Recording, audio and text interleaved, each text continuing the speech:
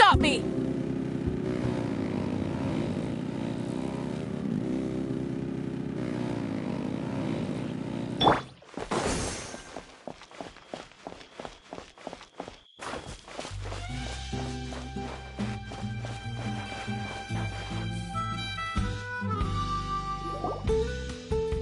Feels like a whole new Paimon after those 2 days in the hot springs.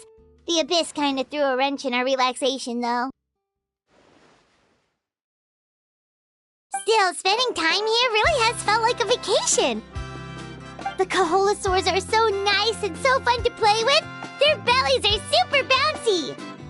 Oh, and Atea's snacks were so delicious. She gave Paimon some for the road just this morning, actually. Yelling at some kids who got caught throwing stones in the hot springs, so not much has changed since we first met her. Hey, you guys! Sleep well last night? Yep, this area is so nice. Glad you like it. I was thinking of taking you guys out to do some sea fishing. Later tonight, we can eat whatever we catch.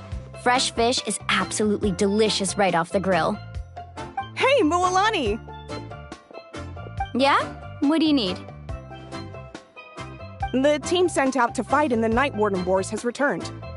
And Kachina? Is she back as well? Kachina fell in battle. But don't worry, the team was victorious, so the Rite of Resurrection will be held in the stadium soon.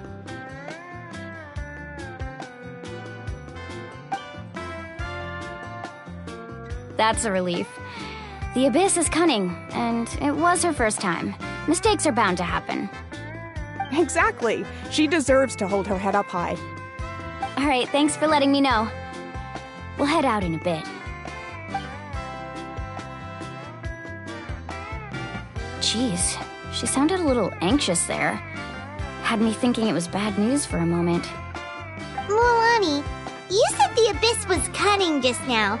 But it seems like the Abyss just wants to destroy everything. Like, think about all those monsters that attacked your tribe. If there really was some sort of cunning plan, wouldn't it make more sense to send them to attack Kachina and her small team? Not that Paimon wants them to be in any more danger, it's just... Relax, I get it. The Abyss is difficult to understand, that's for sure. At a glance, it certainly seems like the only goal is total destruction. The Abyss isn't a living entity after all, so what capacity for logic or planning could it possibly possess?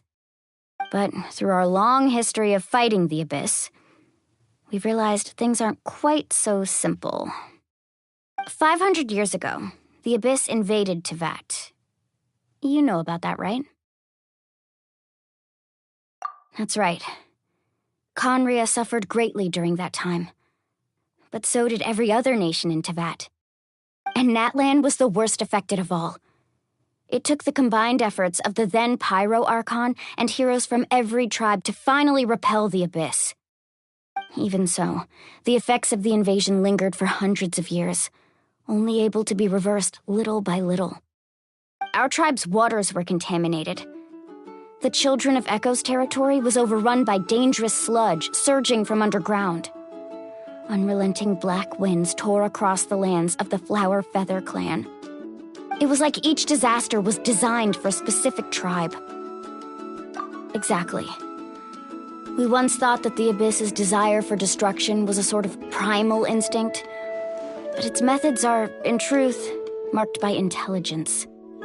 We now believe the Abyss has invaded the Night Kingdom and has the capacity to read the memories of this land at any given moment.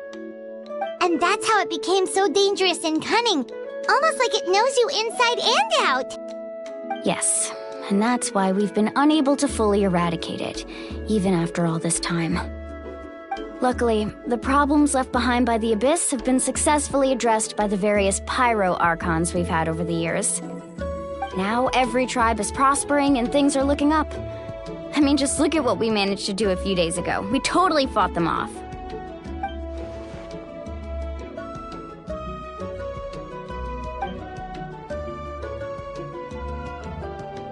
You must have had to sacrifice a lot to get to this point. Every battle, every sacrifice is in pursuit of a future where we get to stop fighting. Responsibility, duty, unavoidable burden. Everyone in Natlan views the war differently. But I believe we will be rid of the Abyss one day, and the efforts of all who fought against them will become a story for the ages. To think that my name could survive in ballads passed down to future generations, it's kind of romantic. Everyone has something that drives them forward, you know? We have to. Not only for ourselves, but for our future. Anyway, let's head to the stadium. Our fishing trip can wait until Kachina's back with us. The sea's not going anywhere.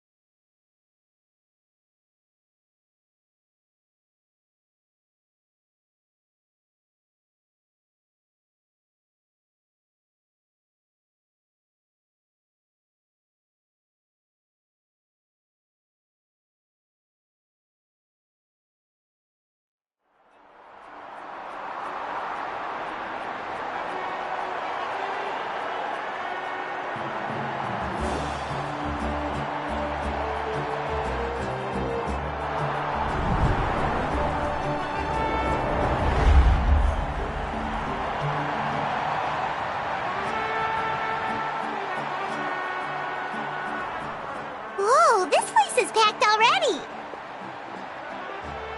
Of course. No one's gonna miss out on the chance to welcome our heroes back from battle. It's their moment of glory. Kachina's gonna be so flustered. She's never had this many eyes on her before.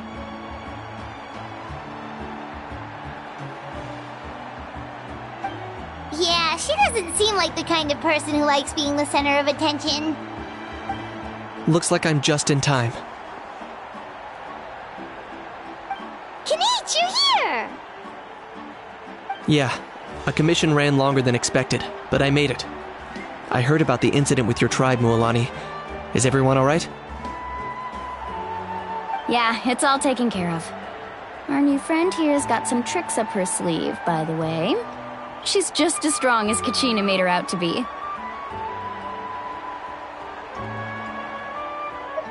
Hey, look! Is it about to start? That's right. Someone will come out and recite a eulogy, and then we'll sing the Ode of Resurrection together. Come on, let's find a spot with a good view. When the singing starts, just follow my lead and you'll be fine. Let's go somewhere higher up so Kachina can spot us.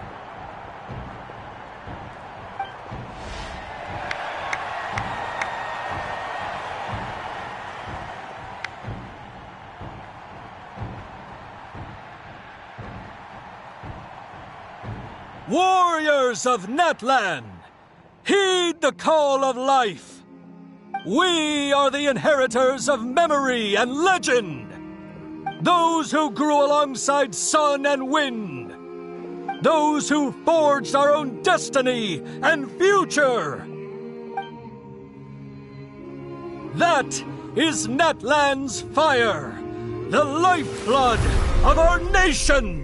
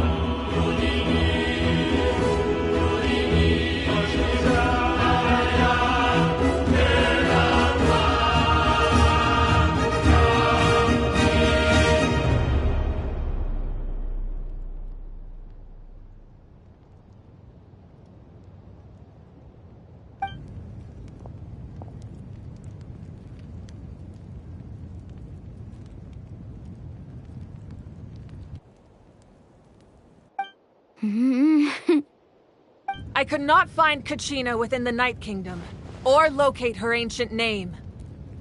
What? What does that even mean? Usually, once the ode is complete, the Pyro Archon and resurrected person will emerge from the flames.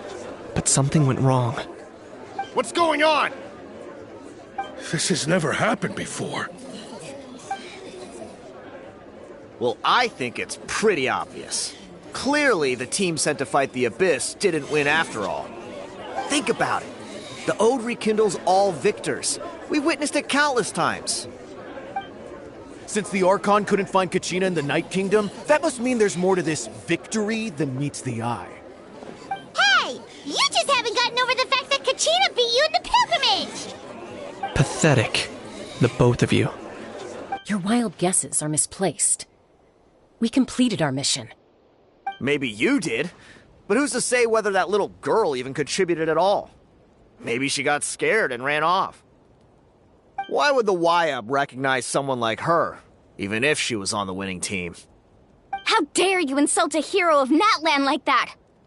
Kachina sacrificed herself to repel the Abyss. She doesn't deserve to be subjected to your vile rumors when she's not even here to defend herself. Calm down, Mualani. There's no point in arguing with the likes of them. I can't just sit here and let them slander her like that. To insult a hero of Natlan, the person actually has to be a hero. You... Think about it, everyone. Who do you think is really at fault here? A girl who never should have even gone to war? Or the great Pyro Archon? Why would the rules of our nation suddenly stop working? That's true. If she wasn't revived, it must mean she failed to achieve victory. Maybe the YUB interpret victory in different ways? I mean, that girl didn't look all that strong to me.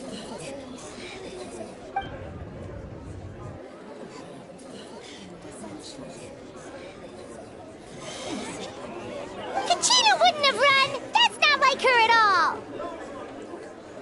No, she's been waiting for this moment for too long. No matter how daunting the situation, no matter how scared she might feel, she's always the first person to stand up and face it head on. We don't even know what happened, so don't you dare try to use this as an excuse to vent your anger or slander her reputation. Fine. We'll find out what happens soon enough. Then, we'll see who truly deserves glory. That's enough. There is no doubt about today's victory, or Kachina's part in it. She is a hero worthy of our admiration and celebration. However, the failure of today's ceremony is undeniable. Kachina has not been rekindled, and I offer you all my deepest apologies as I continue to investigate this matter. To prevent further casualties, I have decided to suspend the pilgrimage until this matter is resolved. What? No one is all-knowing. No one is infallible, not even myself. But doubt is a means by which we seek the truth, not a weapon we wield against others. I didn't mean it that way, Archon. I just... If there are things you wish to clarify, then ask me directly. Doubt my answer if you wish, but now's your chance. You have concerns? State them. No, of course not. Even though I have said nothing to change your mind, then it would seem the truth never mattered to you at all. That guy doesn't even have the courage to answer the Pyro Archon's question. So much for all that glory talk earlier. I have a question, Archon. My friend Kachina. Do you have any idea where she is? It's extremely important to me. I know you said you were investigating the situation, but I'm sorry, that's not enough. I've already shared everything I know. If you want to learn the truth and rescue your friends sooner, you should join the investigation. So, what do you say? Of course I'll join. In that case, come see me in the speaker's chamber. We should join them. Oh, and if it's not too much trouble, could you drop by as well, Traveler? I'd like to have a chat. Rest assured, everyone, I'll keep the tribal chiefs informed on the progress of the investigation. Once again, I apologize for the outcome of this ceremony. If there are no further questions, let's part for now. Did she just ask us to come along? I believe she did. Let's go. I'd like to know what's going on myself.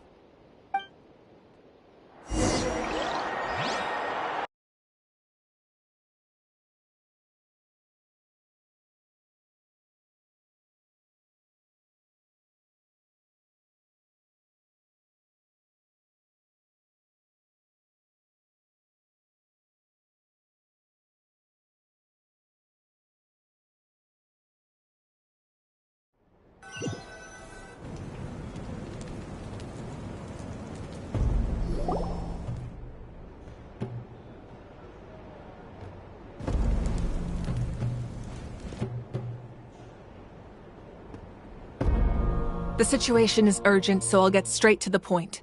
Kachina is undoubtedly a hero of Natlan, and I'm deeply sorry this happened to her.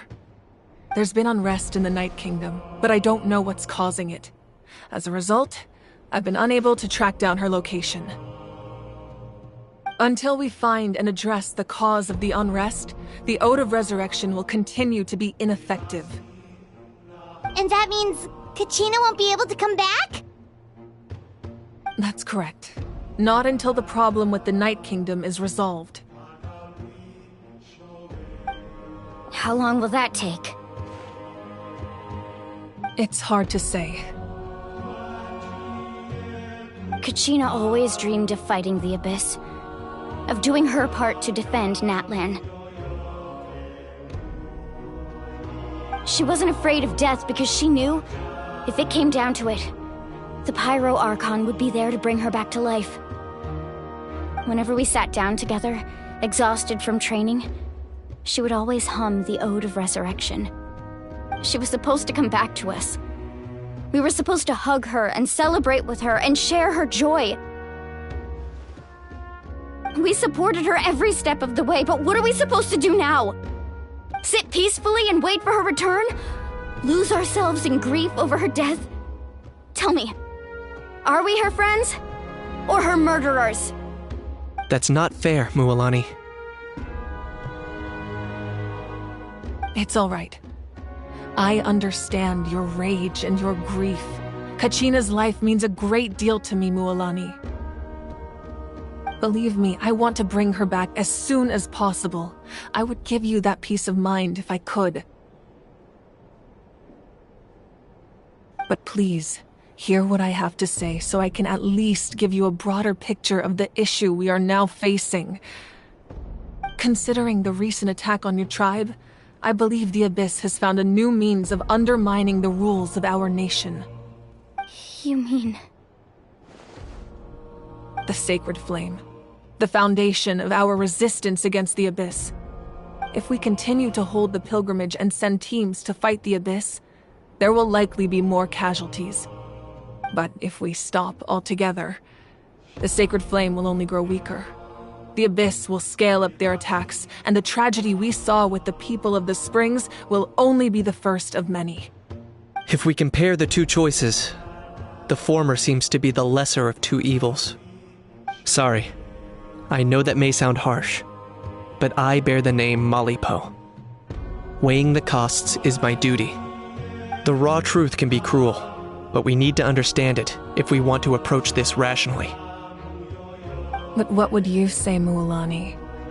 This is personal for you, and unlike Kanich, I dare say it's not a simple case of weighing up which course of action is less painful, is it? No. I can't choose between them, and I don't want to. Saying that one is preferable over the other is disrespectful to the people who suffered. You're saying it doesn't matter whether I suspend the pilgrimage. The consequences will be equally painful. Yes. What happened to Kachina breaks my heart. But I couldn't bring myself to sacrifice other people for her sake. And that is the crux of the problem. It's not simply a matter of choosing the lesser of two evils. Either way, there will be people who suffer, and the end result will be the same. Belief in the pilgrimage will waver. Once doubt has crept in, the people will no longer unite in battle against the Abyss. And that is exactly what the Abyss wants. Their ultimate goal isn't to break the rules that make the Ode of Resurrection work. It's to destroy the people's faith in them. To prevent what happened to Kachina from happening to anyone else, we need to suspend the pilgrimage. So that is my current plan. And in the meantime, I've made efforts to strengthen each tribe's defenses. Then, we have to find another way of strengthening the sacred flame to keep the Abyss at bay. This won't be easy. I'll need time to figure out the best approach. I understand your anger, Mualani, but I hope that provided some clarity at least. Wow. Paimon thought things were gonna get heated for a second, but the Pyro Archon took the time to explain everything so patiently. I owe you an apology, Archon. I let myself get carried away earlier, and I'm sorry. You're right. We need to focus on finding solutions. We could always hold the pilgrimage without sending a team to fight in the Night Warden Wars. That way, we would still be able to fuel the sacred flame. I've considered that, but the two events have nearly always been linked. Without the chance to fight the Abyss, pilgrimage rankings lose their prestige, and competitor numbers will drop. With fewer participants, the amount of contending fire produced will decrease, and the vicious cycle will continue indefinitely. So, essentially, the Abyss has taken Kachina hostage. You've learned about the concept of ley lines during your travels, yes? The Night Kingdom is something similar. Staying there for a short period of time shouldn't have an effect on the person. But with the Abyss in the picture, it's a different story. Your sense of self will be devoured until eventually you become one with the sea of souls. Imagine pouring a cup of water into a rushing river. You can try to scoop up another cup, but there's no chance it will be the same water you had before. I won't sugarcoat it. That is the danger Kachina is currently facing. Just like you said, Archon. Both of these problems need to be addressed. You can focus all your efforts on dealing with the Sacred Flame. I will go search for Kachina. The Abyss poses the same threat to you as it does to her. It is very possible you will not return. Knowing that, do you still choose to go? Kachina's waiting for us to rescue her. That's all that matters. I failed to protect her during our campaign, but I can make it up to her now. I choose to go as well. Traveler? What do you think? Understood. Then I'll support you in any way I can. The Masters of the Nightwind have a technique that can extract an ancient name from the ley lines. If we can find Kachina's ancient name, I can use the link between them to pinpoint her position within the Night Kingdom. Then comes the hard part. You need to visit the Night Kingdom in person and rescue her. But isn't the Night Kingdom a land of souls? Can we even go there? Under normal circumstances, only the consciousness can enter. But there is a way to go there in person. However, know that the Night Kingdom will attempt to repel you, and the Abyss certainly won't leave you be. That's fine by me. Same here. Fighting the Abyss is nothing new for me. So, Paimon's the only one who's scared? Well, if she's going, Paimon's going too. Citlali of the Masters of the Nightwind once created an artifact that can be used to communicate with the Wyab. We call it the Spirit Speaker Stone.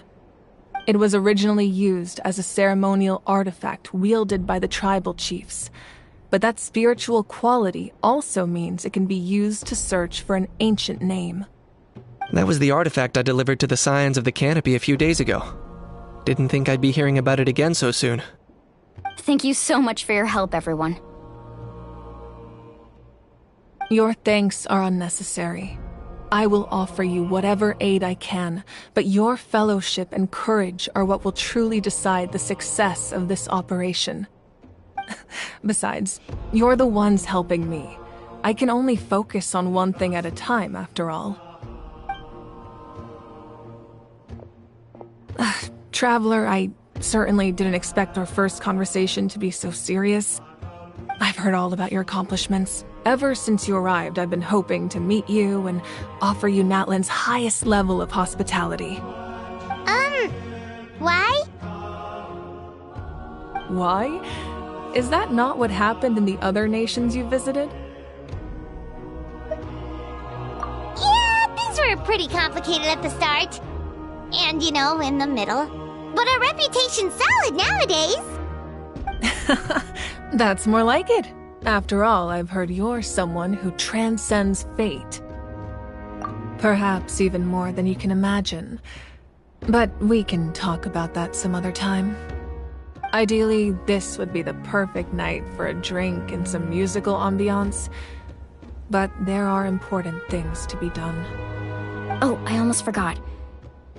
Atea was wounded in the fight against the Abyss. She wanted us to give this to you. It embodies fond memories and my strength of will. That's what she asked us to tell you. She said you'd know what that means. I didn't think this day would come so soon.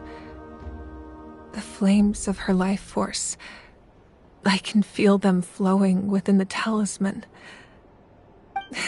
If things were different, the two of us could have enjoyed the hot springs together while she gave this to me in person. We're supposed to be hot spring buddies after all. But don't worry. This talisman means a great deal to me. I'll take good care of it, and once this is all over, I'll pay Atea a visit.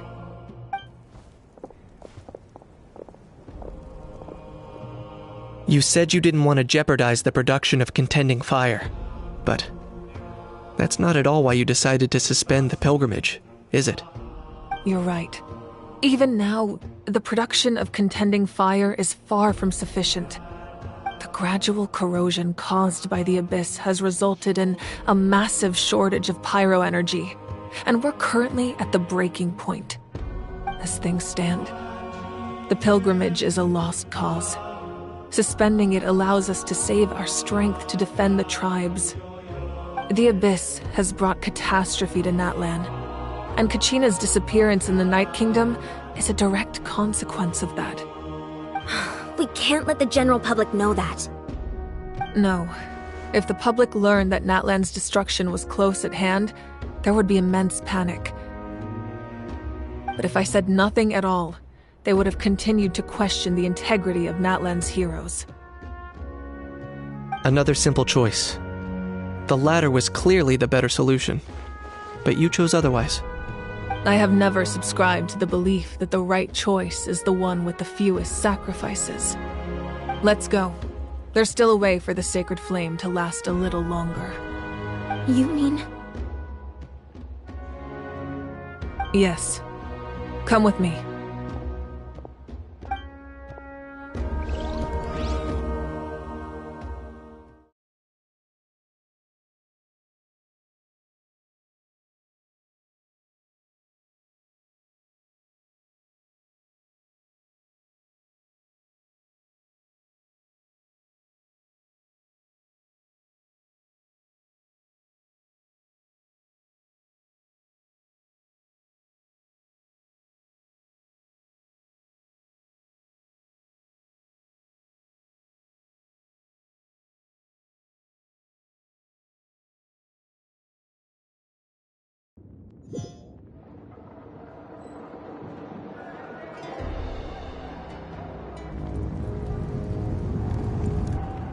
The sacred flame must never go out. Not only does it strike fear in the Abyss, but it's also the pillar of Natlan's stability. So until our heroes are ready, I will sacrifice my power to keep it burning. But that can only last so long. I think we should focus on the remaining ancient name-bearers. Don't let desperation cloud your judgment. Those chosen by the Wyab have already embarked on their destined path. It is for them to decide how that journey ends, not us. All we can do is support them. Even so, for you to make this sacrifice, it's not right. If not me, then who? No other is capable of sustaining the sacred flame. I possess great strength, but I'm not above my people. This is part of my duty.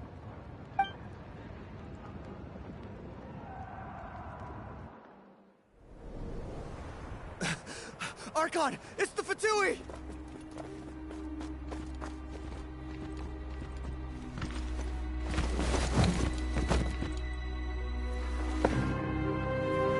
The Archon of Natlan. A force to be reckoned with. The secret of the ley lines is no secret to me. Long have they been destined for ruin. And since the oath made 5 centuries ago remains unfulfilled, what use is the Gnosis in your hands? I don't know what you mean. But it sounds like this is about more than the Tsaritsa. In times of crisis, someone must pick up the mantle of salvation. Your plan has reached an impasse, and now it falls to me to create new rules for Natlan. But before the dawn of a new age, the old must be destroyed.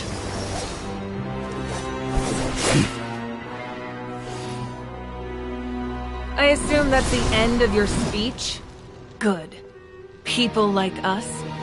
Let our blades do the talking!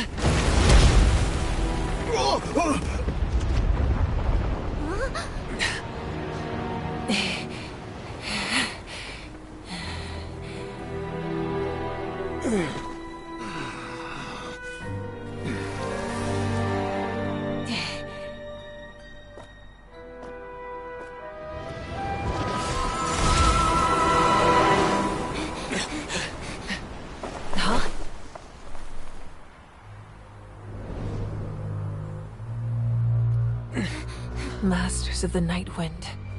Send word. The captain and his followers must be apprehended.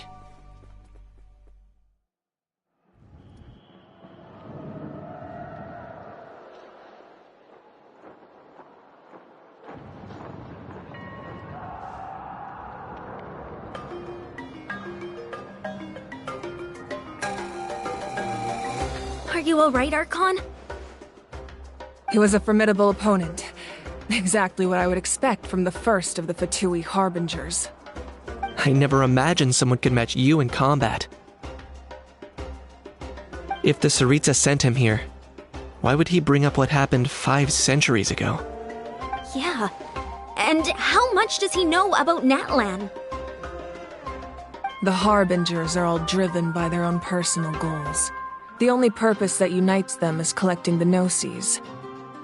But I'm sure the captain has his own reasons for being here as well.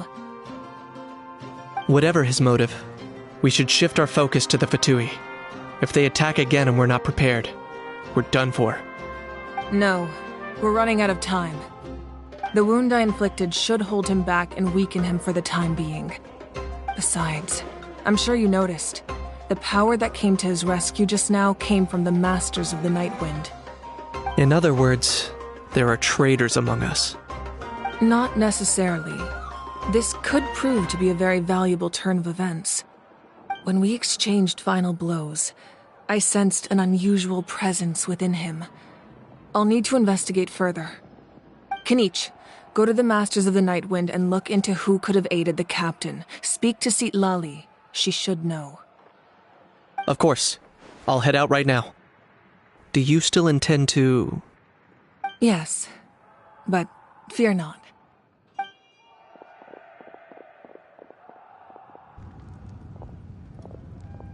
Natlan's strength has never rested solely in its Archon.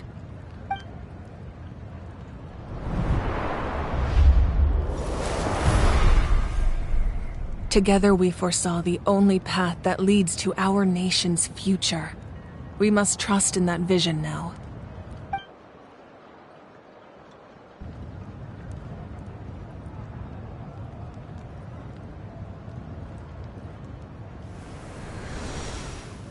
Is everything okay, Archon?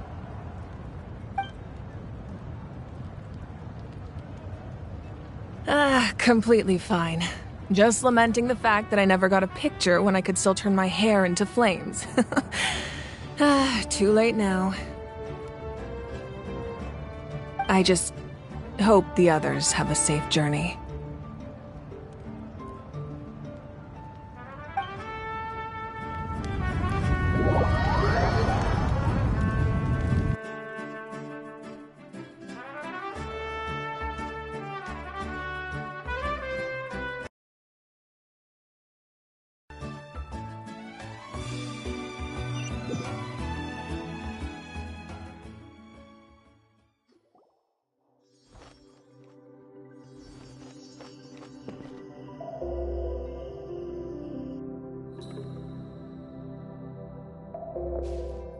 What's happening at the stadium? Did something explode? It feels like the Archon unleashed her power. She must be fighting a formidable opponent. Should we go back and check what's going on? Have faith in the Archon. She wouldn't lose in a one-on-one confrontation. Once we find Kachina's ancient name, we'll head right back. Okay, let's just keep climbing. Paimon really hopes nothing goes wrong.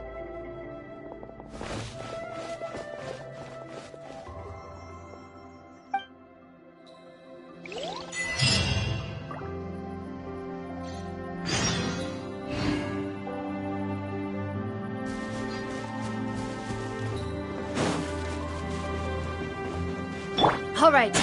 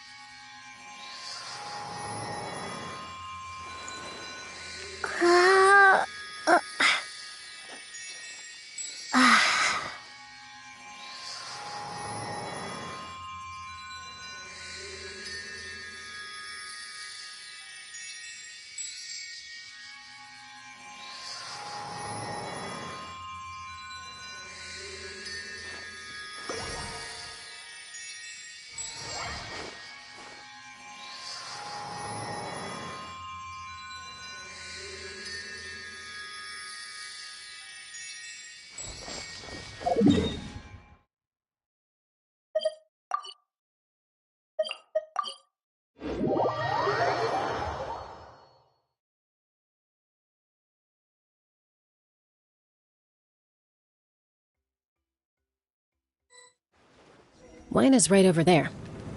Let's go.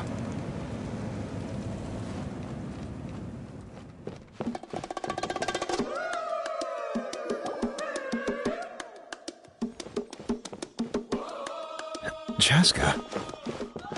Nice to see you again, Wyna. I'm afraid we don't have time for pleasantries, so I'll get right to it. We're here for the Spirit Speaker Stone. Whoa, hold on a second.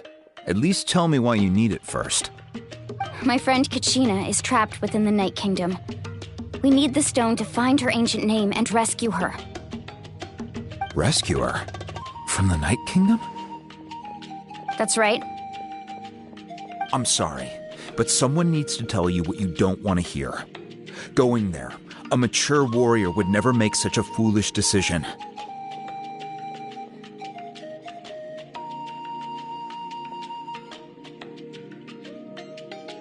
The nature of battle is unpredictable. You never know how it's going to end. Losing a friend is tragic, but when that happens, the best thing you can do is focus on how to prevent further casualties. I appreciate what you're trying to say, Chief Wyna. But if the price of maturity is abandoning a friend in need, I'll choose foolishness any day. If Kachina's still holding on, then so will I. I thought you might say that.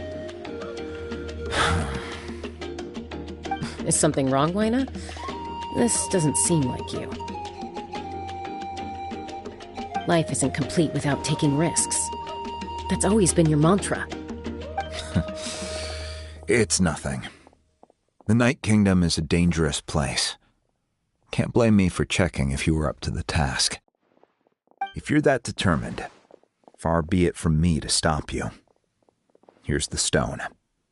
Keep it safe, okay? It's not like we have a spare. Thank you.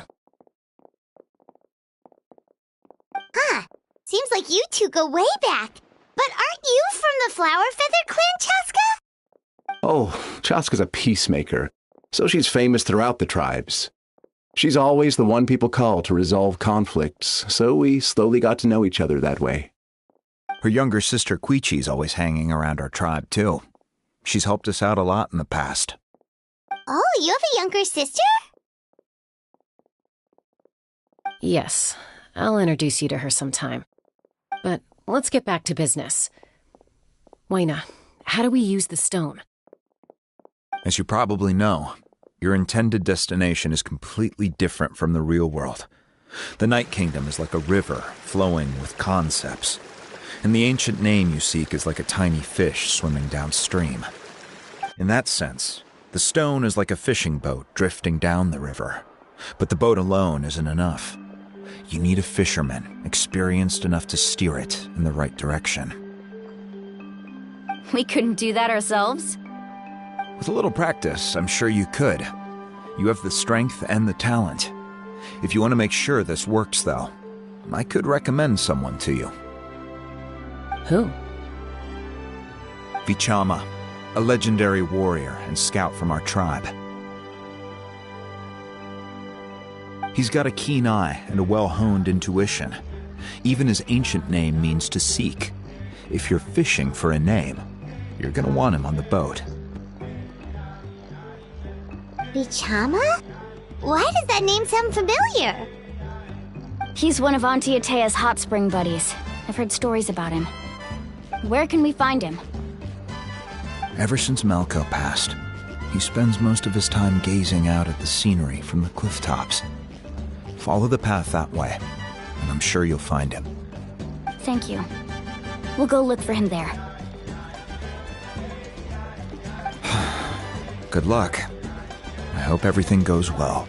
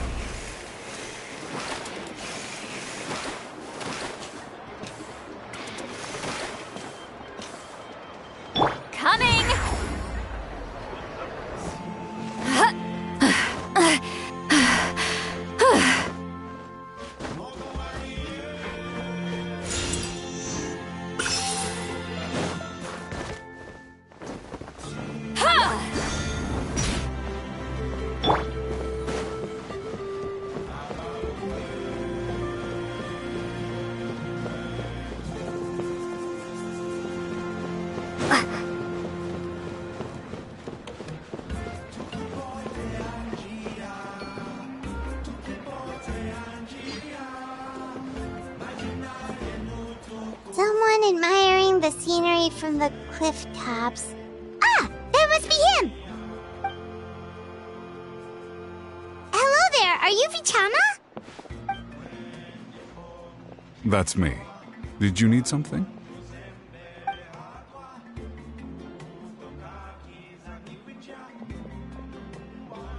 What? You're saying you can bring someone back from the Night Kingdom? How is that even possible? No, if you really think about it, anything's possible in that kind of place. But that would mean... Are you okay? You don't look so good. Everything's fine. I'll help you, but I do have a small request. After I help you find Kachina's ancient name, I want to use the stone to look for my friends as well. Your friend? Oh, why not mention someone named Malco? Is that who you're talking about? Yes, but I'd rather not get into it if it's all the same to you. That's not a problem. We agree to your request. Yeah. Since you're helping us find Kachina's ancient name, it's only right that we return the favor. Then we're agreed. Can I have a look at the stone?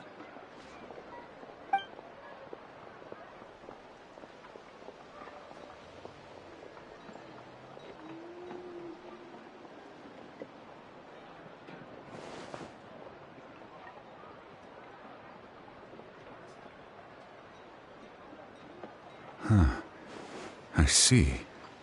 From what I can tell, it functions almost like an abyssal pylon. Both connect the Night Kingdom to the living world. Once the connection is established, the abyss will come surging through the opening like a predator honing in on the scent of blood. So we have to be sure not to use it in a tribal settlement. Wow, you got all that just from looking at it?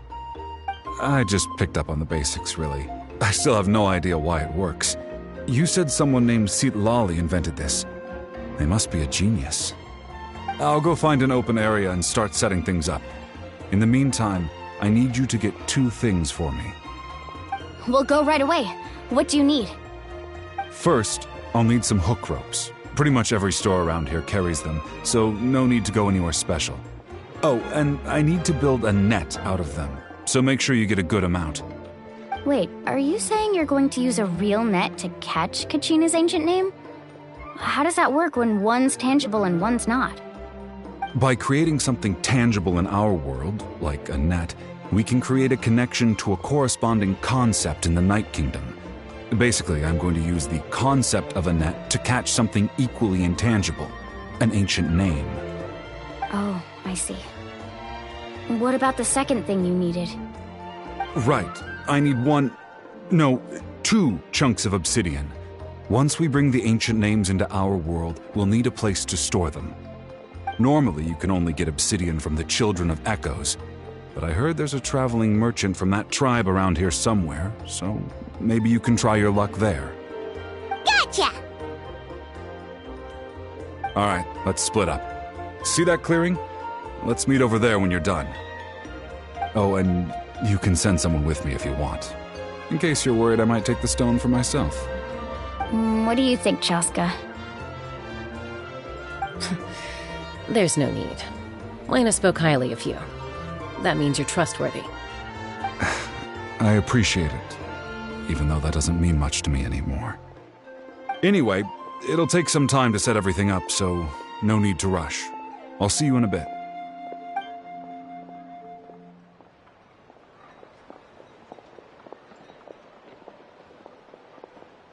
What an odd guy. He seemed so defeated, but also really invested in the stone at the same time. I don't have any more insight than you, Paimon.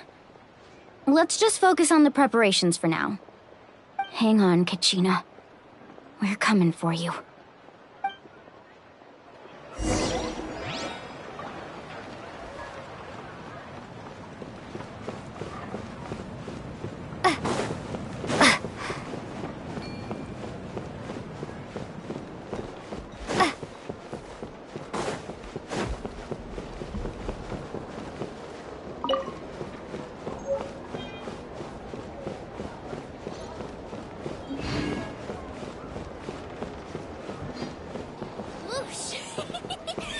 can catch me!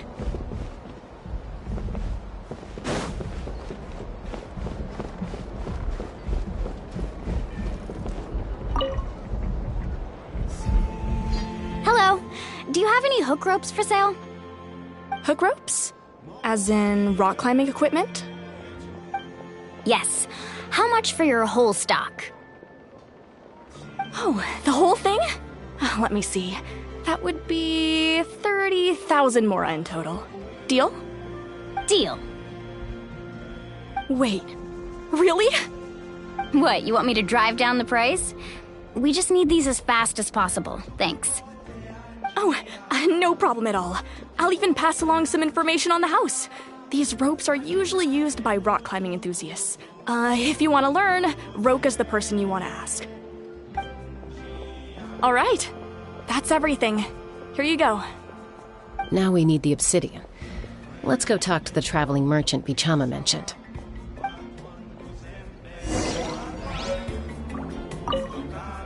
Anything else I can get you?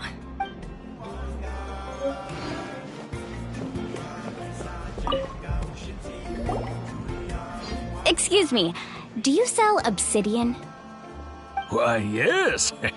I've got a chunk for sale right over there. Perfect. Is that the only one, though? We actually need two. That might be tough. Tell you what, I'll take a look through these boxes over here and we'll see what we can find. Thank you so much. We'll wait here.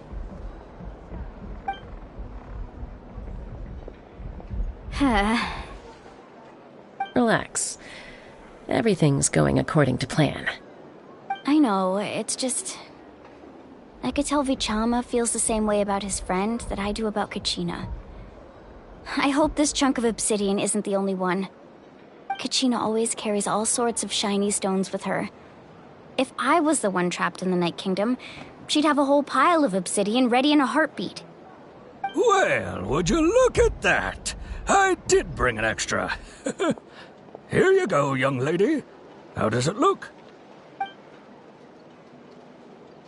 Perfect! Thank you.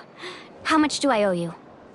If you hadn't shown up, these stones would have just sat here collecting dust. I'll take 3,000 mora for both. Here you go. By the way, I heard you mention Vichama just now.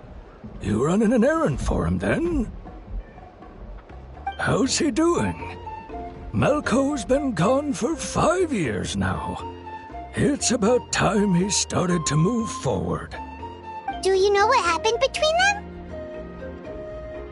I heard about it in passing while I was out drinking one night, but I don't know all the details. Vichama and Malco grew up together, and even made a name for themselves together. Malco was an amazing fighter, capable of knocking out multiple opponents in a single hit, while Vichama excelled at scouting and analyzing the battlefield. The two made an excellent team, and managed to beat back the Abyss several times. 5 years ago, they both emerged triumphant in the pilgrimage, and were placed on the same team to fight the Abyss.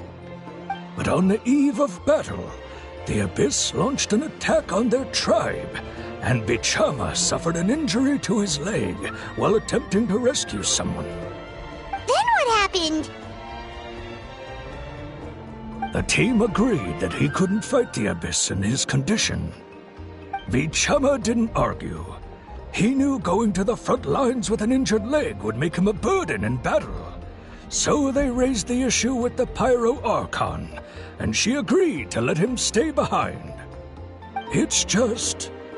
Malco and the others ended up facing hordes of abyssal monsters in numbers that far exceeded anyone's expectations. The team made an error in judgment, and they fell to the onslaught.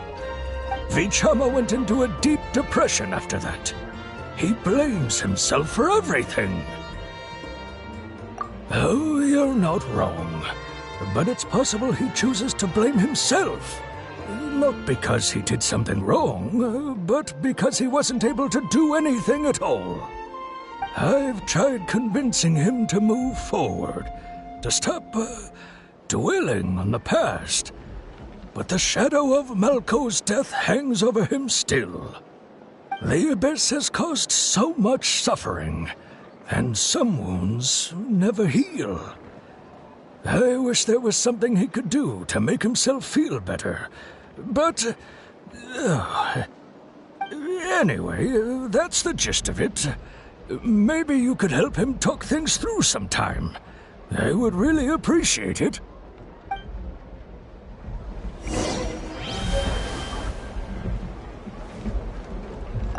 I hope Vichama can move past this whole thing soon.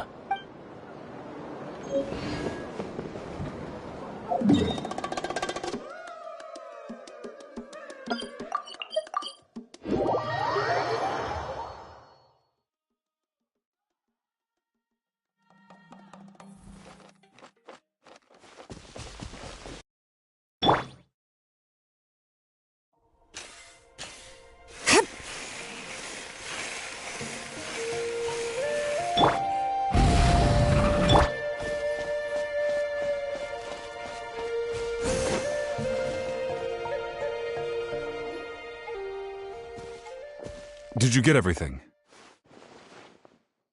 Yep, it's all here. When do we start? I've made all the necessary adjustments, so we're good to go. As agreed, I'll help you find Kachina's ancient name, and then you return the favor. Go ahead.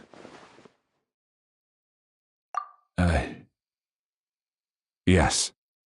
After Malco fell, I scoured the battlefield to see what happened. It turned out he wasn't bested by some impossibly powerful foe. He was dragged to his grave by the sheer number of enemies. If I had been there, I would have been able to sense the danger. I could have warned them not to advance. I've always blamed myself for what happened. But when you told me about Kachina, I realized there's a chance Malco might also be alive, fighting for survival in the Night Kingdom. But that happened several years ago, right? The Pyro Archon said all life within the Night Kingdom eventually becomes one with the Sea of Souls. There might not be much hope, but I still have to try. Malco and I promised each other, even if we never managed to root out the Abyss for good, we would fight together until the end. All right, let's get to it. I'll start searching for the conceptualized version of Kachina's ancient name. If you see any fragments scattered around the area, please collect them.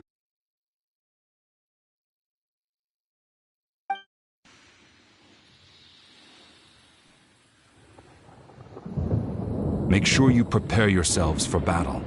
As I said, the stone will link the mortal realm to the Night Kingdom. The Abyss will likely emerge in response. Look at that golden thing. It must be one of those fragments Vichama mentioned. Let's get closer.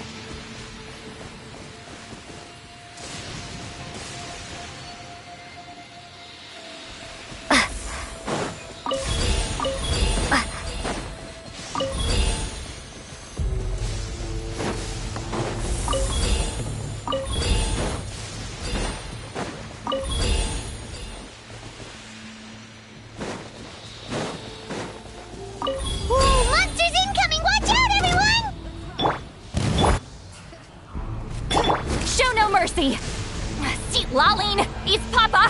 Pyroclastic Surge!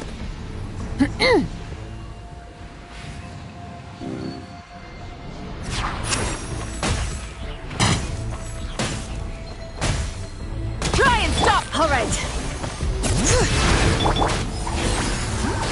You two! Time to end them!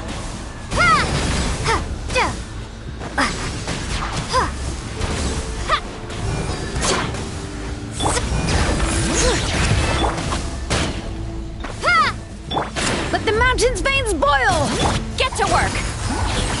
Rise with the sun!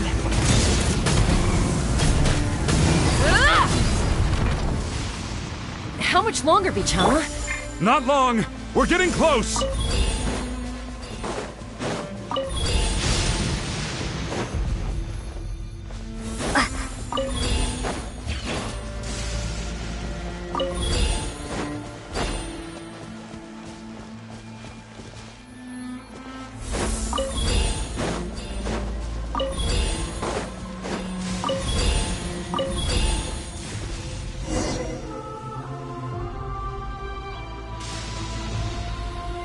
Vichama!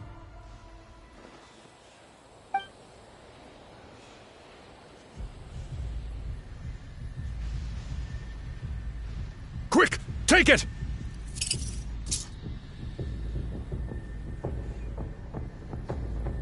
I found Kachina's ancient name. Hang in there, Malco. Just a little longer. Something's not right. The power of the Abyss is getting stronger.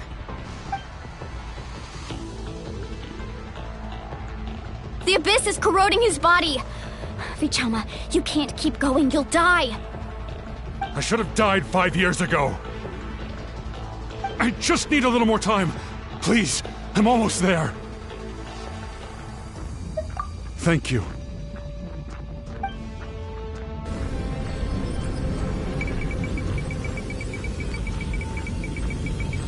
Whoa, watch out! The power of the Abyss is strong.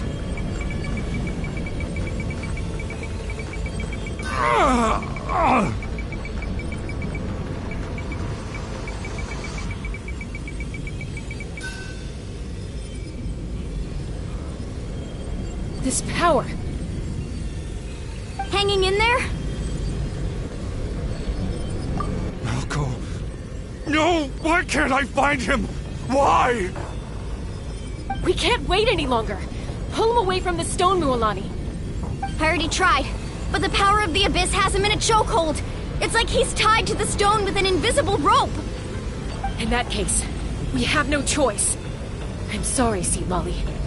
Get back! Chaska, wait!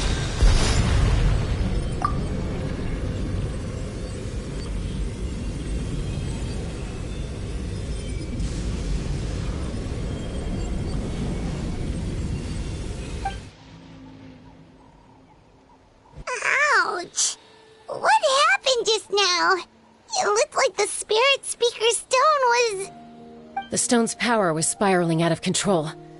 The only way to stop it was to destroy it. You were all caught in the shockwave of the explosion. You might feel dizzy for a while, but that's normal. Give us a heads up next time, will you? You're lucky we managed to dodge it in time. I thought I said to get back. Yeah, barely a second before you made it go poof. Not everyone has your reflexes, Chaska. We were this close to getting dragged into the explosion. Okay, I'll be more careful next time. At least Kachina's ancient name is still in one piece. Wait, where's Vichama? Vichama! Vichama! I couldn't find Malco's ancient name. It must be completely gone by now. Once your ancient name disappears, there's no coming back. From the very beginning, I knew there was a slim chance, but still. And now... it's too late to save him. From the minute he left that day, it was already too late. Vichama. I'm sure he's heard enough condolences over the years. Let's just give him some space. Huh? What's that in your hands, Vichama? It looks like something's glowing! Huh? This is...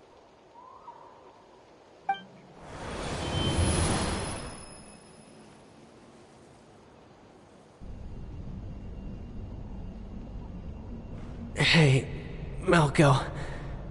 Got any strength left? Not enough to swing a sword, but to say a few last words? Sure. Too bad. No one will get to hear them. I never thought I'd actually die on this mission. Not that I'm afraid to die. It's just... hard. Thinking about my mom's face when she hears the news. Guess I have something to be thankful for then. My parents died a long time ago. They won't have to mourn me.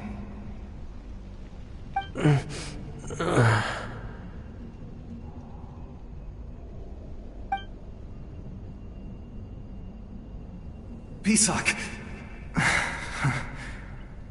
always had to beat me at everything, didn't you? Right to the end, you were never one for goodbyes. Maybe you're right. Maybe no one will get to hear our last words. But just in case... Vichama, I'm so glad you didn't come with us. Don't be sad. Just keep on living. For the both of us.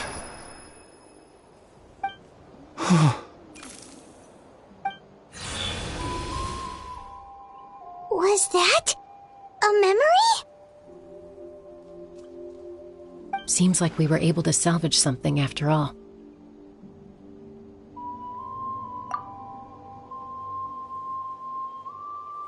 Of course.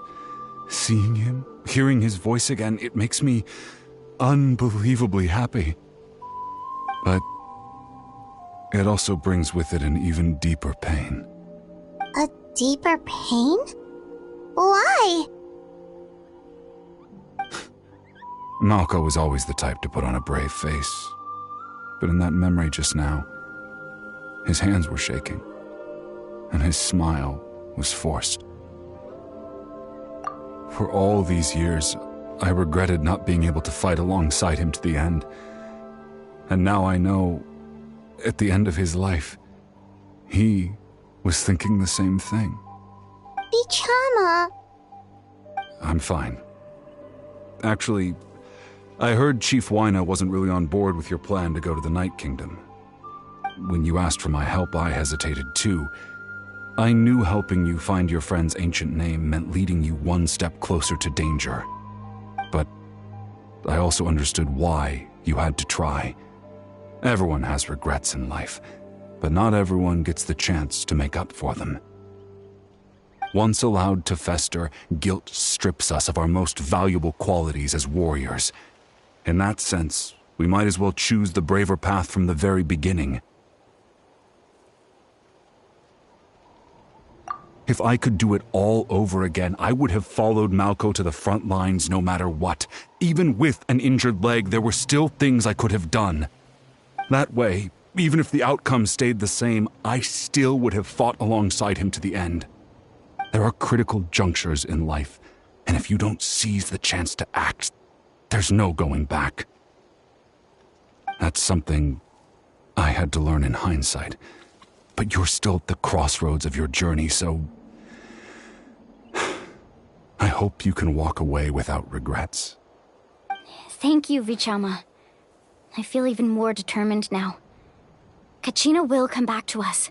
I'll make sure of it. I promised I would find her, and I intend to keep that promise. That's good to hear. Strange. My body, it's... Once abyssal corrosion enters the body, a portion will fuse itself to your internal organs. Even though the Traveler possesses powers of purification, the corrosion can never be fully eradicated. Thanks to her, though, you are only briefly exposed. Slowing your breathing and controlling your emotions should help you keep the symptoms in check.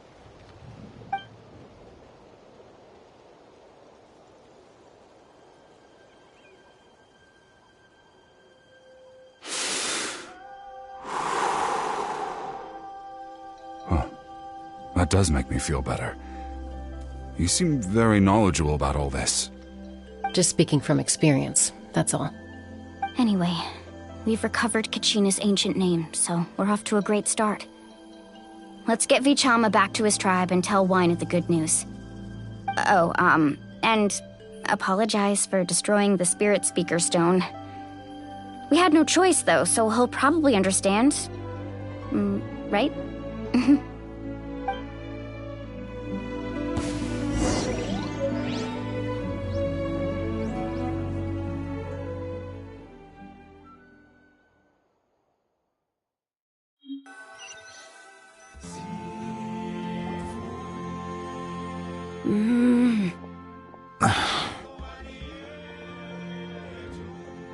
Koichi, are you really gonna just stand there like that?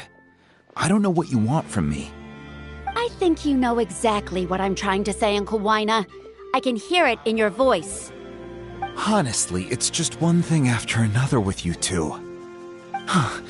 They're back. Koichi? What are you doing here? Don't play dumb with your own sister. You know exactly why I'm here. My apologies, everyone. I just need to borrow Chaska for a few minutes.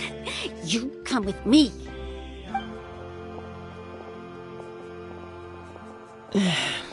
I'll be just a moment.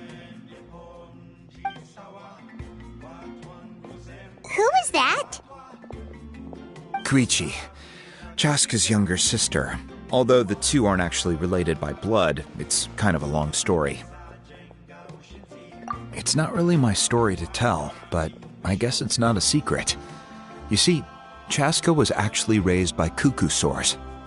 She was afflicted with a rare disease when she was a child, and abandoned in the wild as a result. The Abyss found her out there, all on her own, and tried to devour her. But in the end, all that did was trigger her will to live. That strength of will pushed her to survive. But it also planted a seed of conflict within her. Eventually, she was adopted by the cuckoo sores.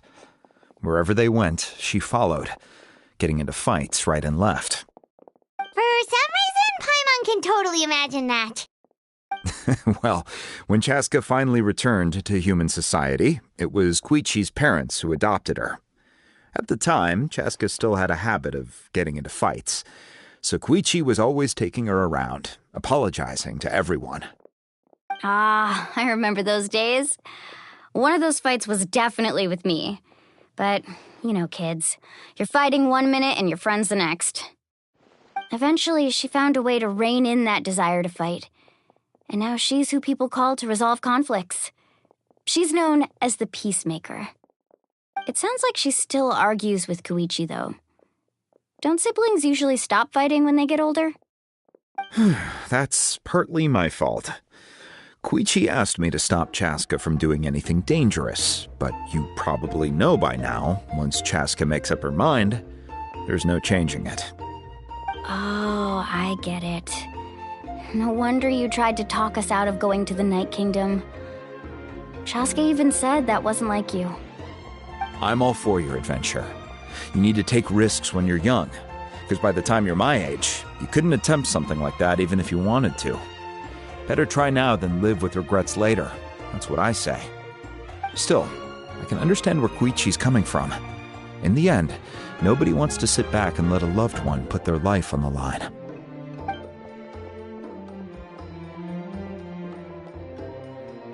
All right, it's just the two of us now. You have 1 minute to explain yourself. I don't have anything to say. You don't have to approve, but you should know I only do what's necessary. That attitude is exactly the problem. It's like you don't care. You try to sneak off to the Night Kingdom behind my back and then play it down as if it's just a trip abroad. Well, technically I am going abroad, right? Again with the excuses! We agreed, didn't we? There are 4 levels of danger. If it's not something urgent, you can only engage in level 2 danger and below. You can only go up to level 3 if a situation is so dire there's absolutely no alternative. But a trip to the Night Kingdom? If that's not a level 4, I don't know what is. And you were just going to sneak into the place without saying anything. What do you mean, sneak into the place? I always planned on walking in there with my head held high. You bought off Uncle Wina, didn't you? He promised me he'd stop you from doing anything dangerous. Oh, it's like he didn't even try. You feel like he went back on his word. What if I told you my mind was made up, and there was nothing he could have done? Not even by force. Oh, I knew it! So he did try to say something, but you didn't listen. This is important. If you were in my shoes, you'd make the same decision. You don't know that?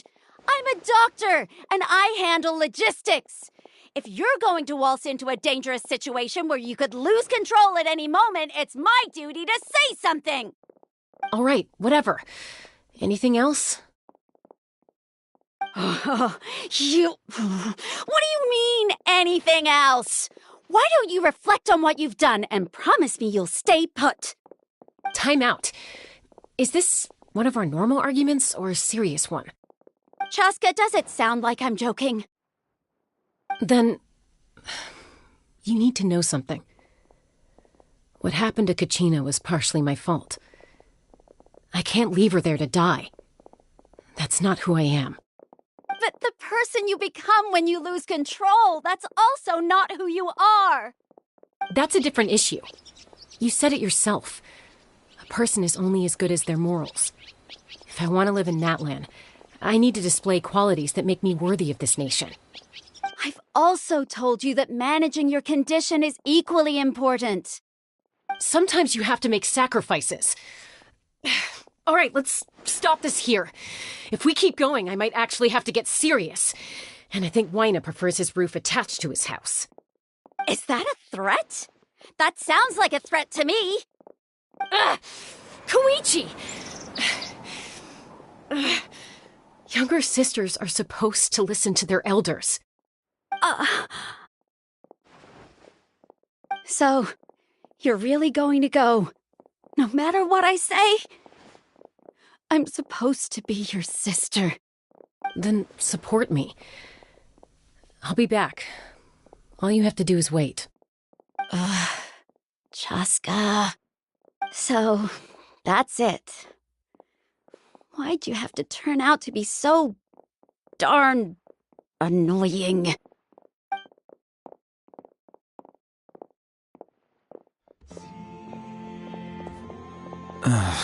You two are something else. Something you wanted to say? I know you aren't related by blood, but you two sure are similar. Really? You know, I said that very thing to Koichi not too long ago, and she reacted the exact same way, down to the very tone of voice. It's not my place to get involved, but I will say this. Try to spend a little more time with your sister. You're tough kids. That doesn't mean you have to go it alone. Thank you. Anytime. All right. If you're done with the Spirit Speaker Stone, you might as well hand it over. According to Kinich, it's an important ceremonial artifact, so it'd be safer to keep it with me. About that. If only Tone Gift Bard was here, he could have repaired it just like the Holy Liar. The Spirit Speaker Stone might be 2 stones now. Huh?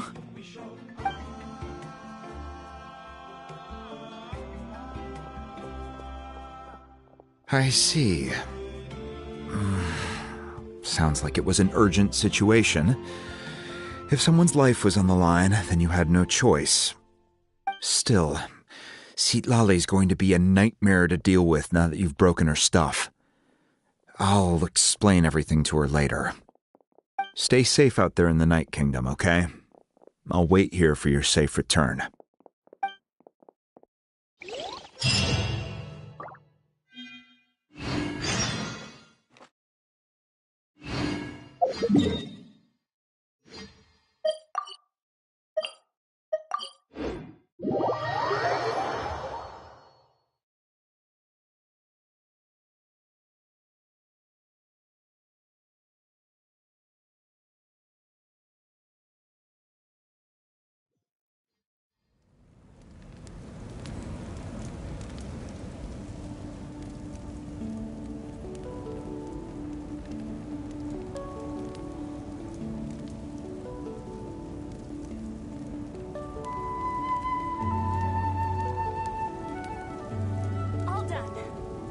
How are you getting along?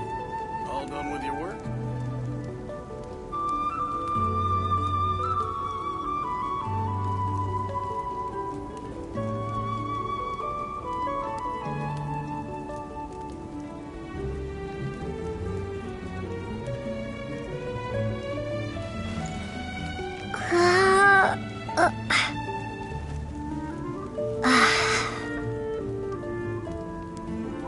How are you getting along?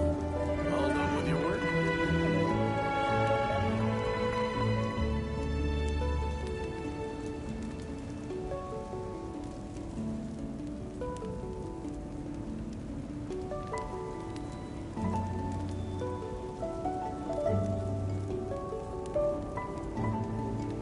done.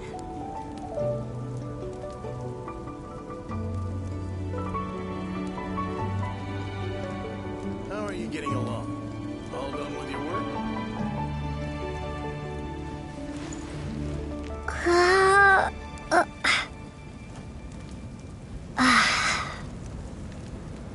All done.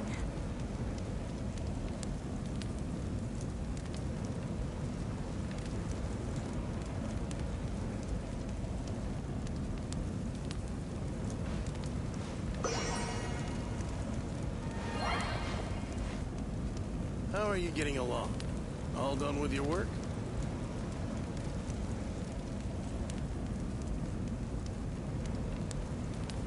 All done.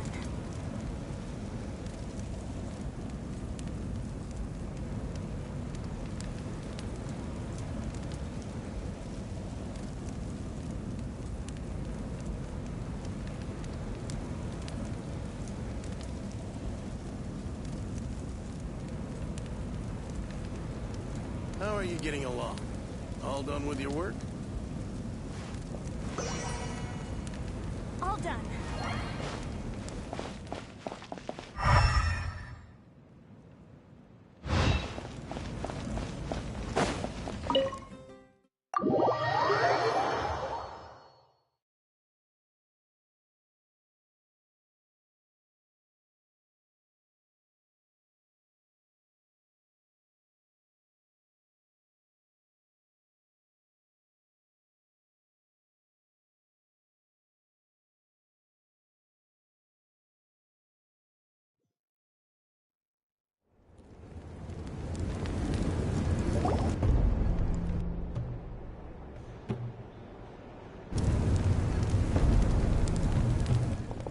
We're back! We found Kachina's ancient name, too! Well, it's fairly complicated. Let me give you the condensed version.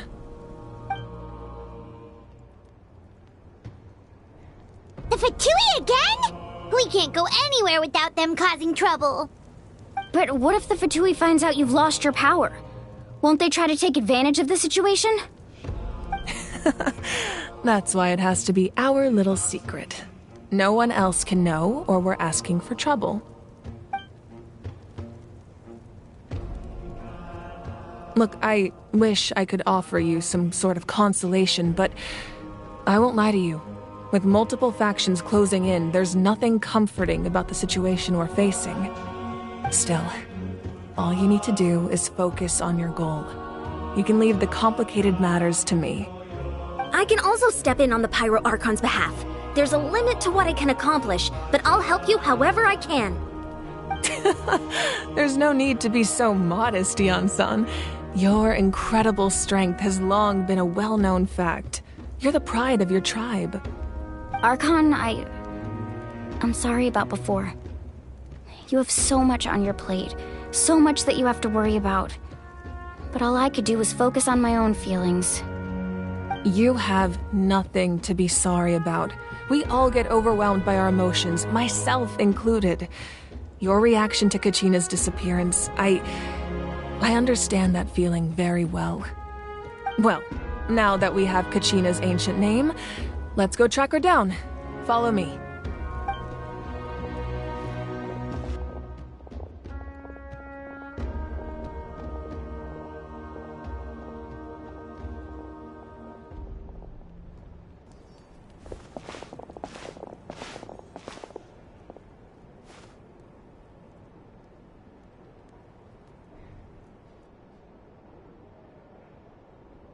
What is this place? Hey, isn't that Atea's talisman? Good eye. This is where I store all the various mementos I've collected. Whoa. I've never seen this place before. There's so many things in here. It looks like there are items from every tribe. Collecting them must have taken a lot of effort. I suppose you could think of it as a hobby of sorts. In Natlan, everyone grows up listening to the stories of heroes. And physical items do a far better job of preserving those stories than our own memory. Now, I still have some preparations to make for the ceremony, so feel free to take a look around in the meantime. If you're curious about an item, I'm more than willing to tell you about its origins. All right, we'll have a look.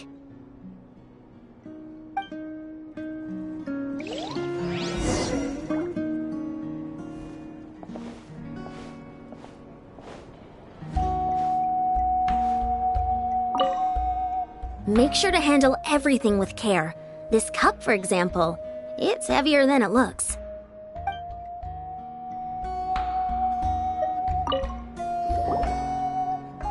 Whoa, that belt is bigger than Paimon's head! The Collective of Plenty are known for their bodybuilding competitions and contests of strength. This belt is a symbol of great honor within the tribe. The association with strength might also have been the reason the original belt was extremely heavy. It was difficult for even 2 people to lift. And even if a warrior had the strength to put it on, wearing it for any length of time would still leave them gasping for breath.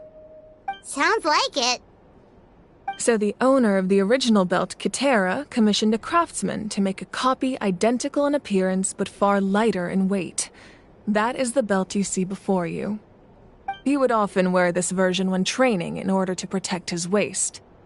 Or he made a lighter version so he could wear it all the time and show it off.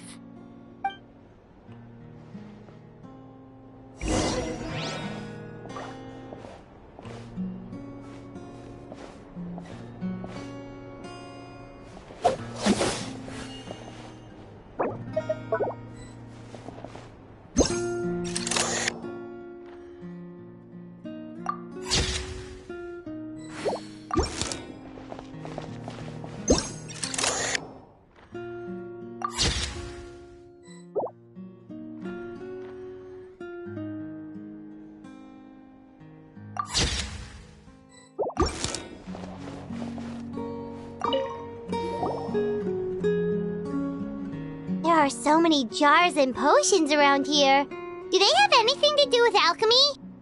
No, those belong to the Masters of the Nightwind. They're ceremonial tools used to amplify the ability to communicate with the Night Kingdom and the Wyab. Yamaya is an expert in this field, and she taught me a lot. Even though she appears stoic and serious, she actually has a keen sense of humor. The tools you see here are quite traditional. Her students found them outdated, so she passed them on to me. The contents of the jars aren't all that special. Oh, except the big jar in the middle. That's what she really wanted to give me. Ooh, must be something really cool. What's inside? Grape juice. Huh? It's quite tasty, although probably expired by now.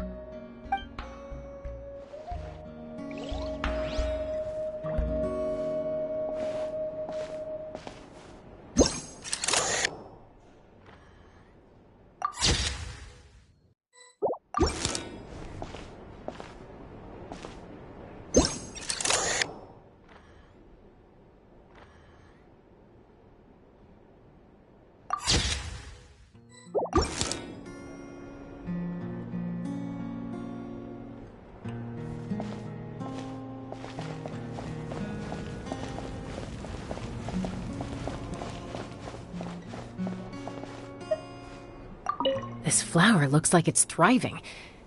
You must be good at taking care of plants, Archon. This fishing basket looks familiar.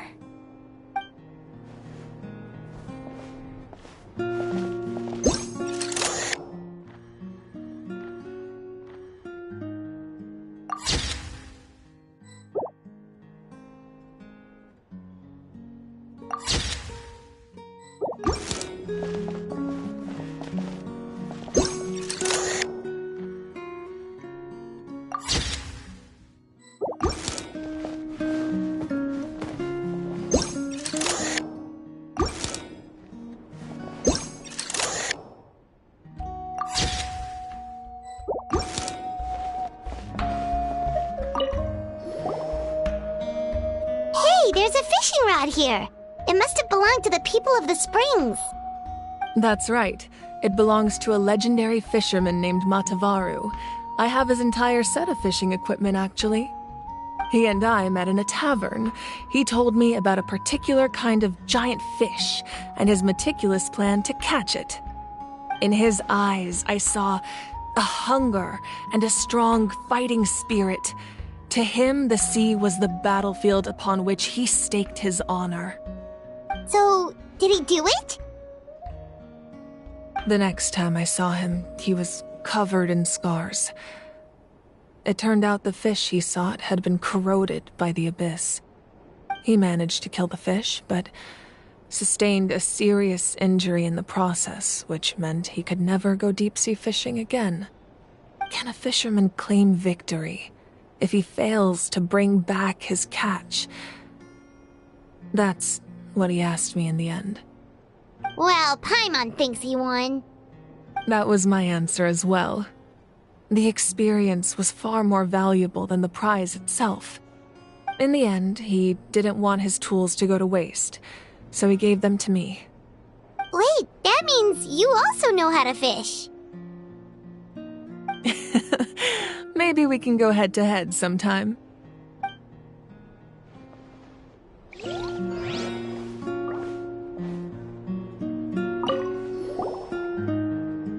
This is Atea's talisman. I'm sure you're familiar with this one already. Atea was rarely ever without it. The talisman brought her a lot of luck in battle.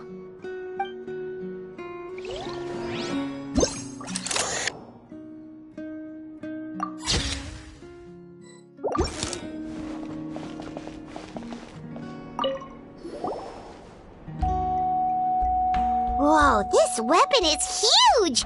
Which tribe did it belong to? That weapon belonged to Tenoch, a hero from 500 years ago. Strictly speaking, he didn't belong to any single tribe. That's because even before the disaster with the Abyss broke out, he had already been exiled. Exiled? It was a punishment imposed out of necessity, but he accepted it all the same. He believed it was what he deserved. When the Abyss attacked, the tribes found themselves in urgent need of a powerful figure to lead them into the battle, and there was no one more courageous or resolute than him. He united the 6 tribes and accomplished great feats throughout the war. Ultimately, he perished, and because he had already lost his ancient name, the Ode of Resurrection was unable to bring him back. And so, he was laid to rest, alongside the countless warriors and civilians who lost their lives, buried in the soil of his native land. Wow, he sounds like a true hero. Indeed, even now his story is told throughout the land.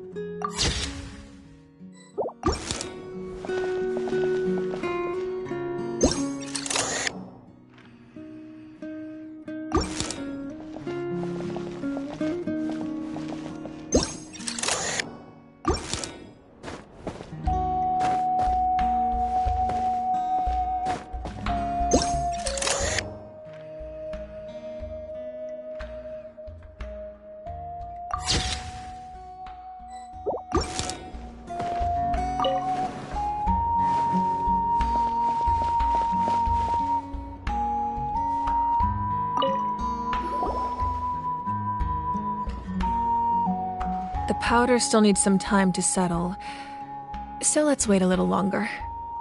Well, what do you think of my collection?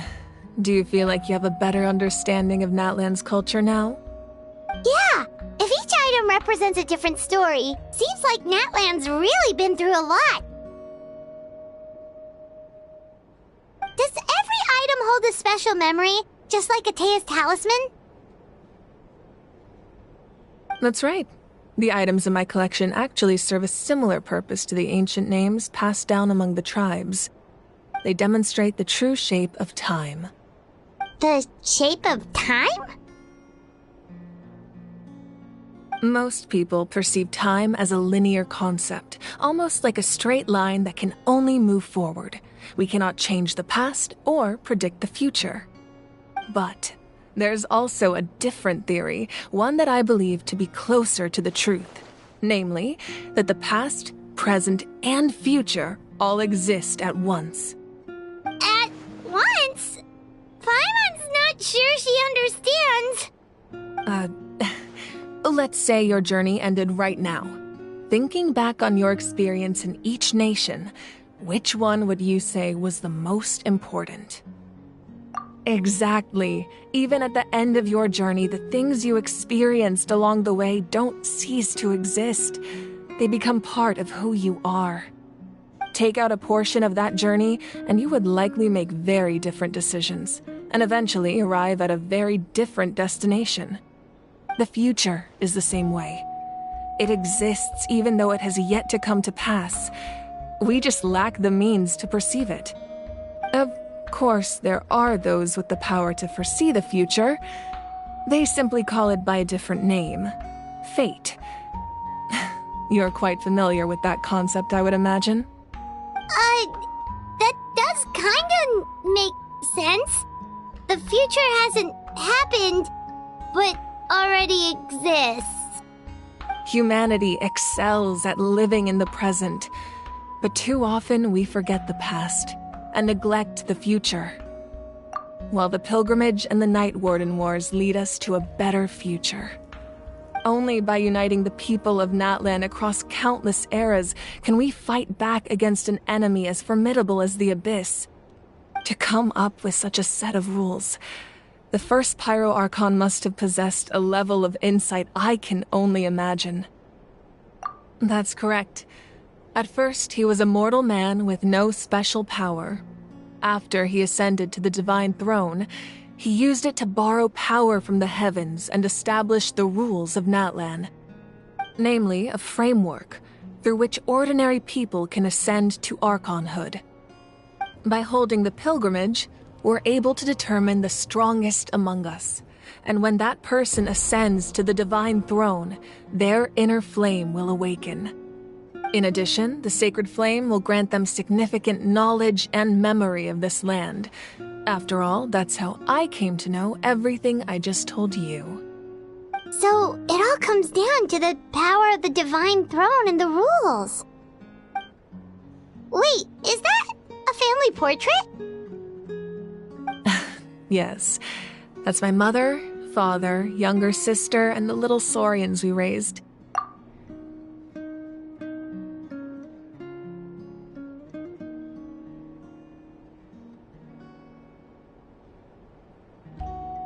I turned a piece of my dad's leather armor into a canvas and commissioned a famous artist to paint our likeness. Your sister is so cute! It looks like the two of you are really close. Paimon was having a hard time thinking of an Archon as an ordinary person, but seeing this portrait, it kind of makes sense now. It really doesn't look like there was anything special about you before. Oh, wait, is Paimon allowed to say that? A little late for that question, don't you think? Sorry! Paimon's so sorry! Paimon's mouth works faster than her brain sometimes! It's alright. I'd never get upset over something like that. No matter what others may say, my past is a precious part of my identity. I'm forever proud of the life I used to lead. Becoming the Archon doesn't mean you sever ties with your family. The position just comes with a lot of responsibilities, so it impacts how often you get to see them. My father made the most delicious stew, so my sister would often bring me a large pot of his cooking, and he would sit on a blanket and eat it together. One time, we didn't close the door securely, and the saurians we were raising ran into the room and knocked over the entire pot. My sister immediately burst into tears. The two troublemakers were going for the meat, but when they saw my sister's distress, they froze on the spot. I still remember the way they laid there, sulking like a pair of children, even after making such a mess. It was frustrating, but in the end, all I could do was comfort my sister and move on. Wow. Isn't that what being a family is all about? I think about that story a lot, actually.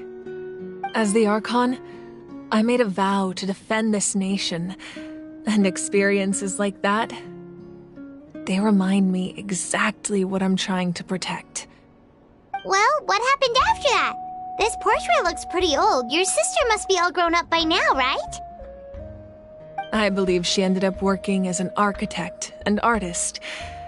She built many houses and crafted many beautiful works of art. Anyway, that's enough about me. Now that the powder is settled, we can begin.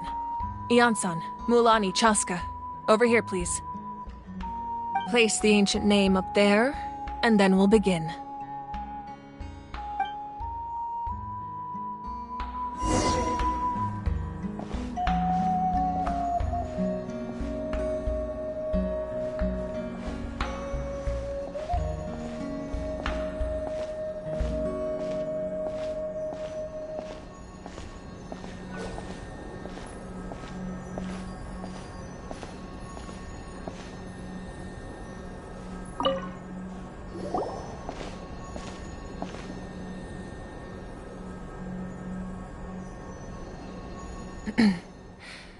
Surely as the echoes of life resound through heaven and earth, so too shall our stories remain eternal.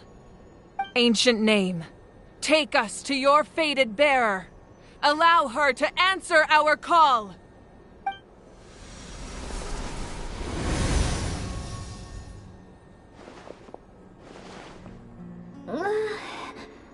Am I hallucinating again? Kachina! Are you okay? Huh? I'm not seeing things, am I? Is the Abyss playing tricks on me again?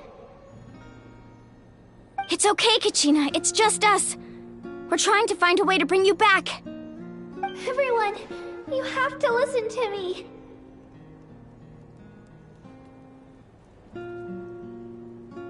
I've been investigating the Night Kingdom this entire time, and I figured out what's wrong.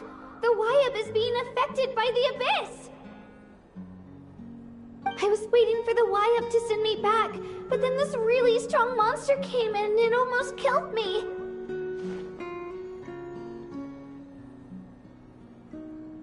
The Wyab saved me, even though its power is weakening, so I've been hiding from the monsters while trying to find a way to help. The Night Kingdom has become a huge mess, though. I keep hearing these awful sounds and seeing really horrible things. Don't listen to those sounds, Kachina. The Abyss is trying to strip you of your sanity. All you need to do is stay safe and wait for us. We'll be there shortly. It's okay. I feel so much better now that I've had the chance to talk to you guys. You don't need to worry about me.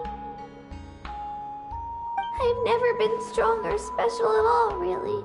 So I don't blame anyone for forgetting about me or leaving me behind. Just knowing you care is more than enough. I'll find a way back. You don't have to put yourselves in danger to come rescue me. You're always like this, Kachina. Now's not the time to act tough. We're coming for you, and that's final. I don't know what lies the Abyss has been feeding you, but I'll tell you something right now. Nobody here sees you as a burden. You're a victor of the Night Warden Wars, a hero of Natlan. All you need to do is wait for us to rescue you, and you'll get all the applause and recognition you deserve.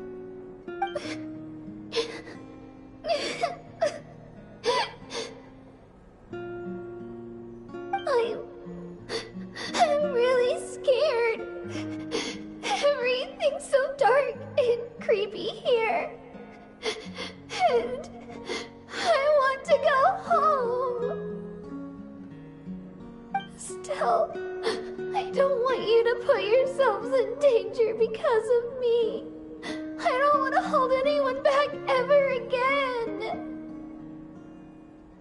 All you need to do is place your trust in us, just like you always have.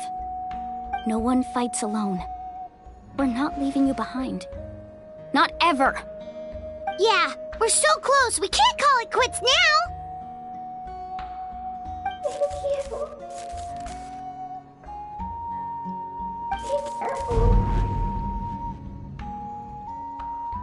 Looks like we've lost contact.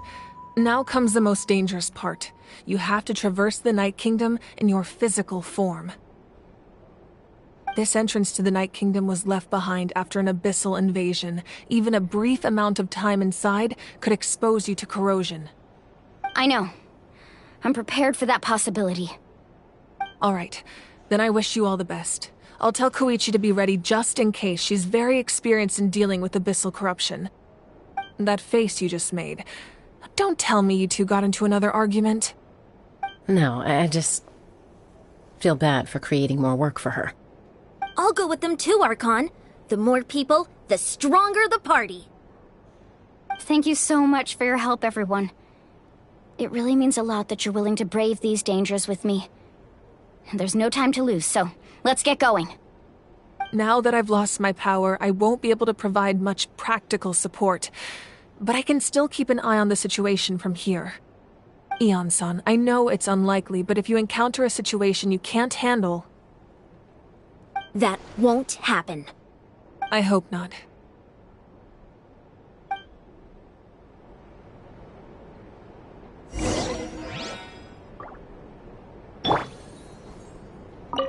Be careful out there. I'll observe the situation from here.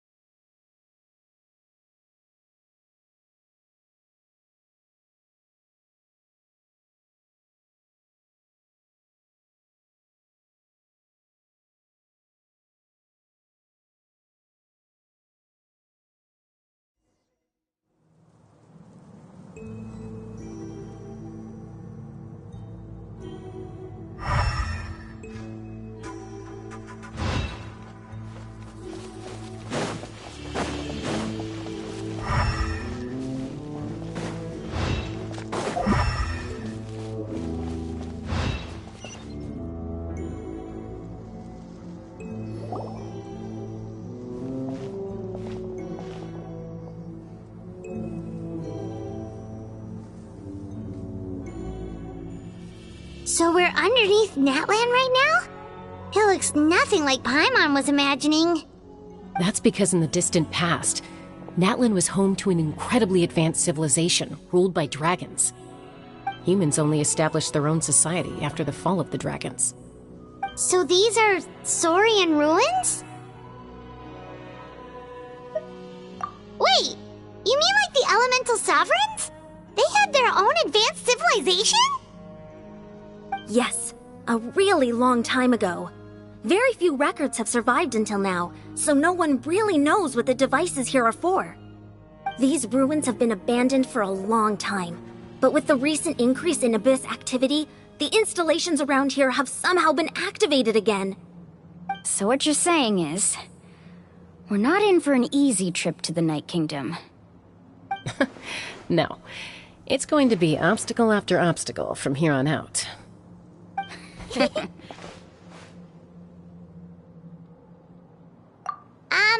Why are you all laughing like that? It's creeping Paimon out. It's the pre-adventure excitement kicking in, right guys? Of course. I'm eager to get started. Then let's go. We won't let anything stand in our way.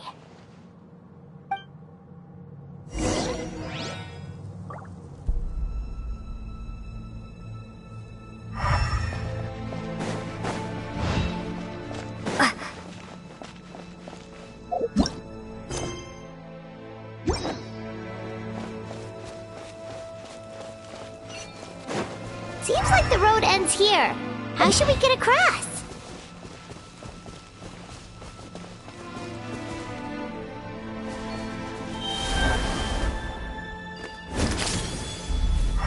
As a professional trainer, I think you could stand to build up your endurance, Paimon. Professional trainer? Paimon thought you were a warrior from the Collective of Planning. Well, that goes without saying. But I actually work as a sports coach. I provide professional guidance for many of Natlan's popular sports. And I don't just mean physical training. I design nutrition plans as well. Ah, so basically no sugar, no soft drinks, no grilled meat. Yeah, we'll be here all day if you list them out one by one. It's much faster to just focus on what's good for you. Such as? Vegetable juice. Want some?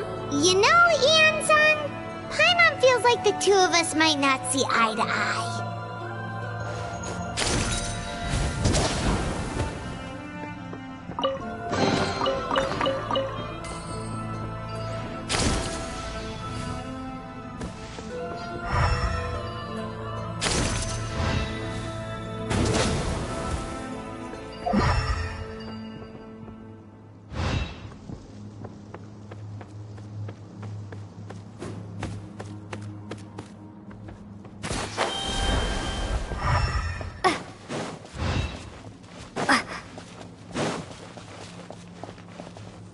Those guys look familiar. We've fought them before. Let's go. Show no mercy.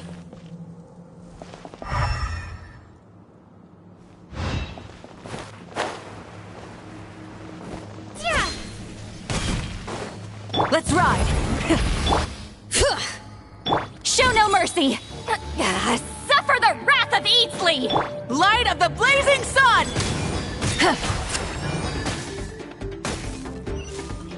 Incinerate!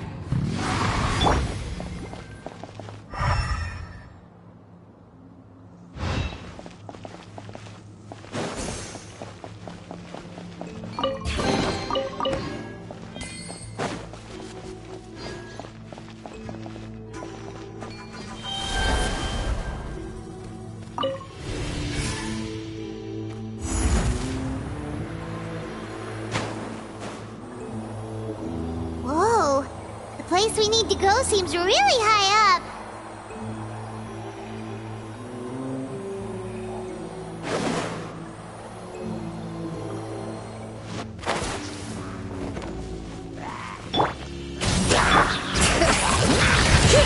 Hear the echoes of the... Show no mercy! Decline! East Papa! Get... Wrath from the sky!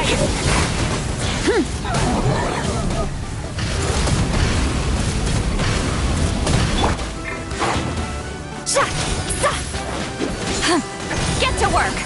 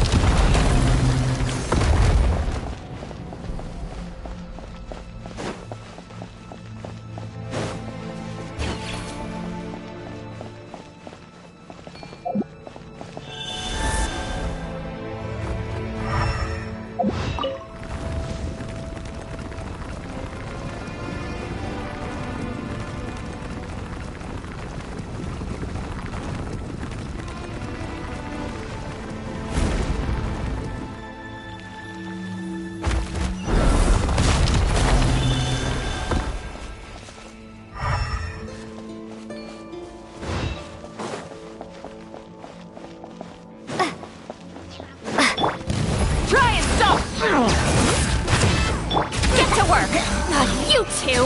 Time to end the... Wipe out! Go! Light of the blazing sun!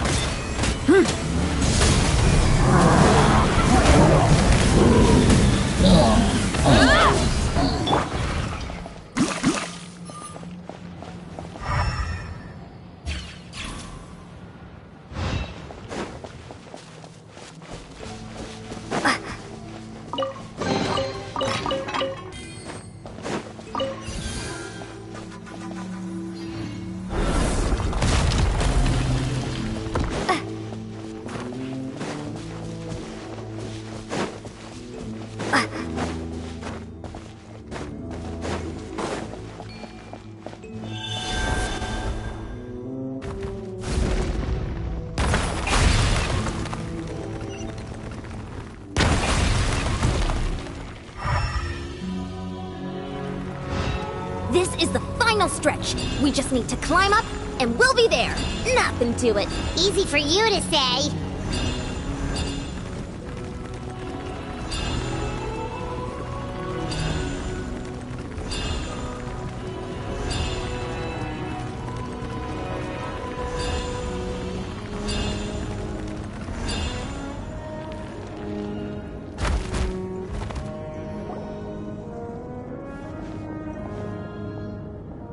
This must be the entrance the Pyro Archon told us about.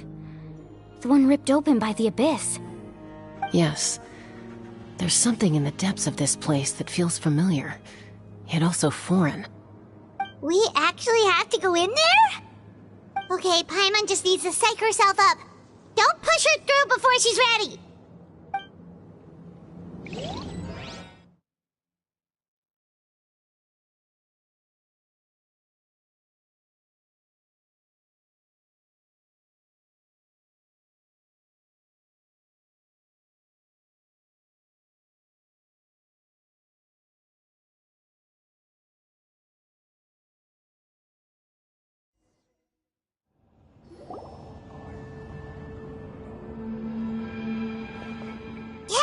You don't have to drag Paimon! You're pulling too hard!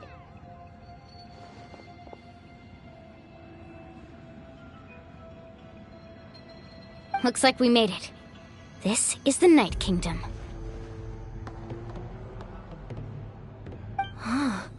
It looks so different from what I imagined in the stories. That overflow of energy is probably what trapped Kachina here in the first place. From this point forward, everything we know about the real world no longer applies. Anything can happen here. Paimon's more worried about how we're gonna make it out. We obviously can't go back the way we came. Do you see that patch of light on the ground? It's shining down from that fissure in the sky. Oh yeah, right in front of us. So that's coming from up there? Oh, it's so high up. Did we really fall that far down? Just like I said, our real-world knowledge doesn't apply here. We fell all this way, yet came out completely unscathed. If this was the real world, we'd have to climb our way back up to the entrance. But here, all we have to do is stand underneath the light and offer a prayer. That's it?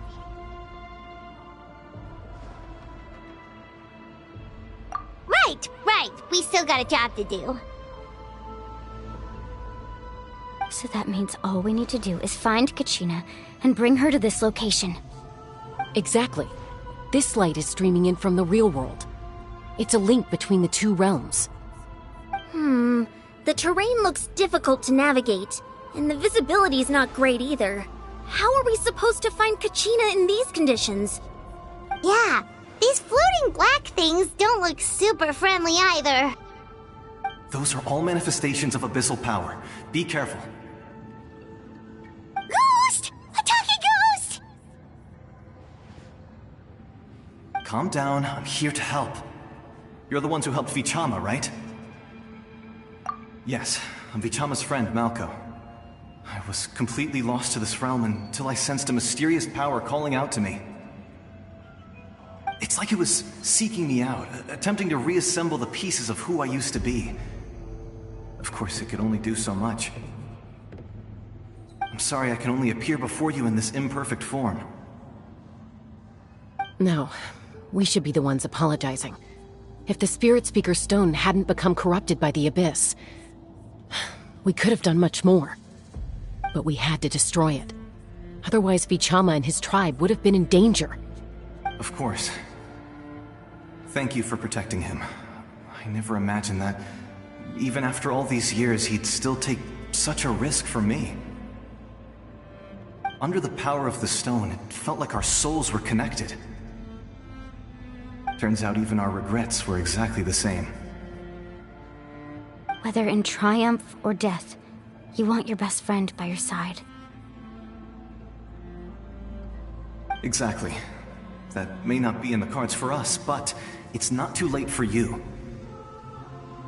You're looking for a young girl from the Children of Echoes, right? She's being chased by an embodiment of abyssal power.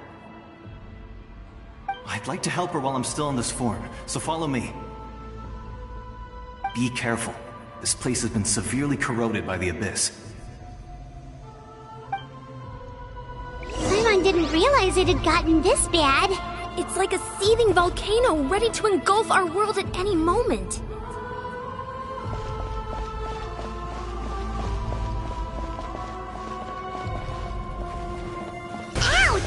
Quick, get back here! You... Stick close to me. My power will be able to ward off attacks for the time being.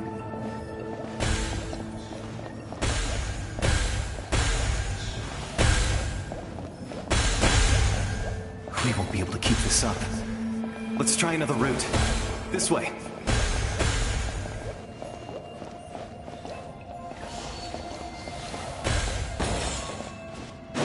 All right.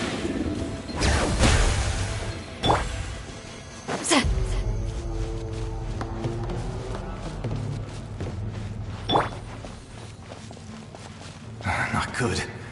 More monsters. We shouldn't waste our time on them.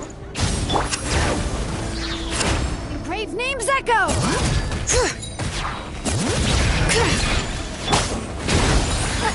Suffer the wrath of Eastling!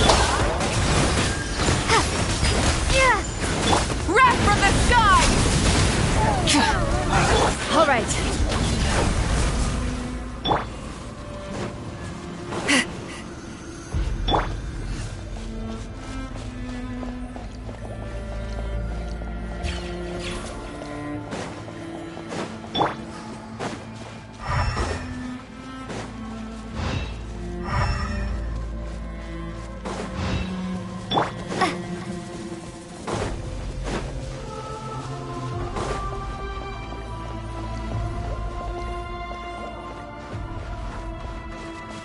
Oh, Paimon can't see anything! It's easy to get lost here. Just stick close.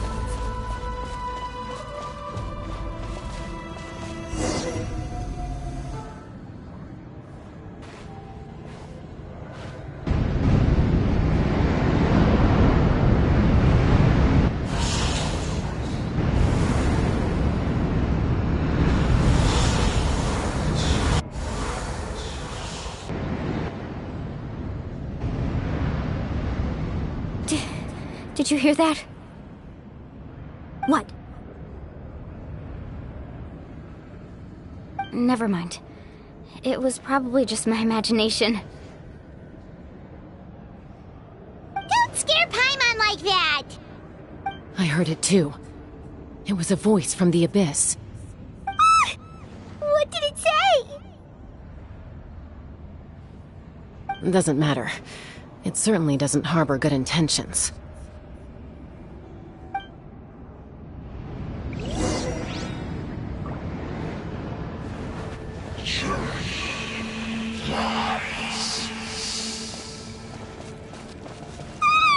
Paimon just heard it too! Let's keep going. Paimon wants to get out of this place!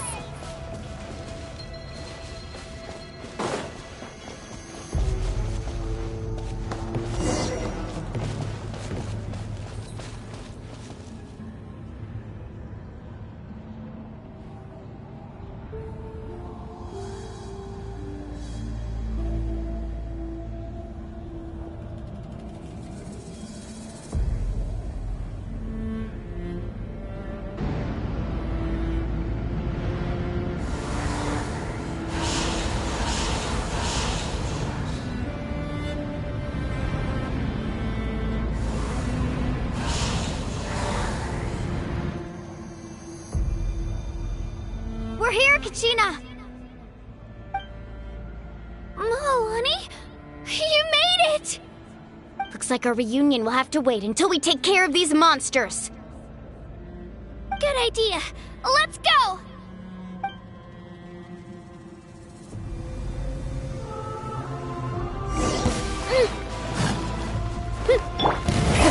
Rev the engines! Show no mercy! See Laline! Eat Papa! Get him! Pyroclastic surge!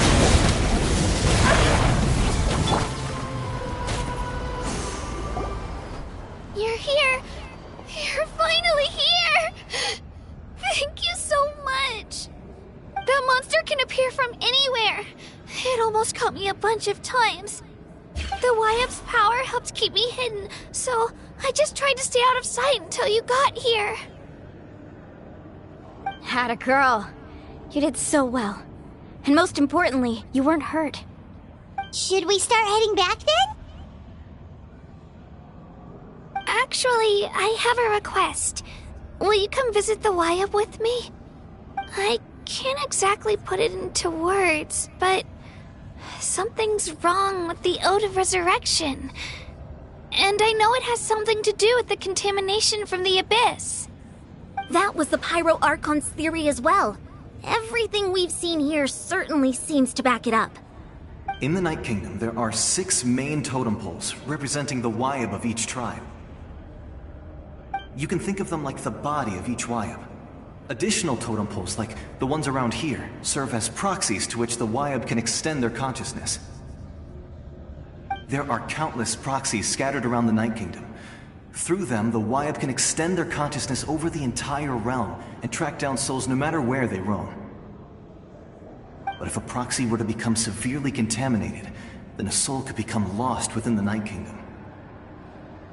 Judging by the current situation, I don't think we're dealing with just one contaminated proxy. Even if we could drive back the abyssal power from one of them, that probably wouldn't even put a dent in the problem. Still, we can't just leave the Wyap to suffer. It's protected me this whole time. I agree. We might even manage to draw out the monster that's been hunting Kachina. Getting rid of the monster might slow down the deterioration of the Night Kingdom.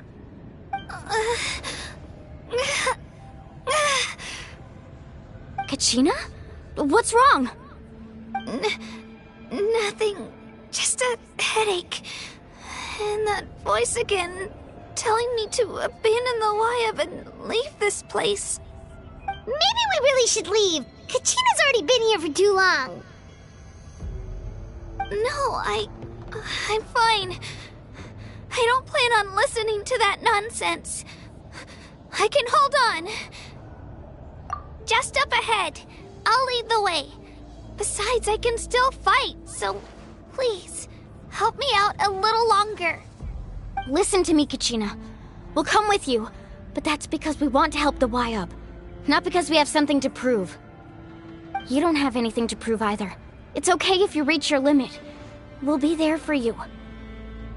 All right, the sooner we get this done, the better. We've already come all this way, so we might as well try to get to the bottom of this. Let's go. This way.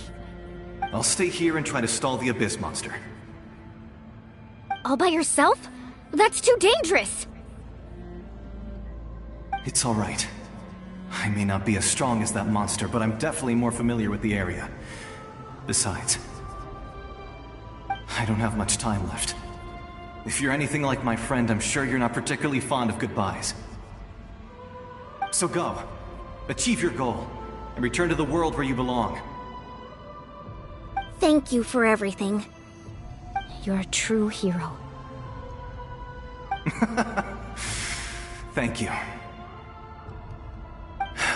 No one fights alone.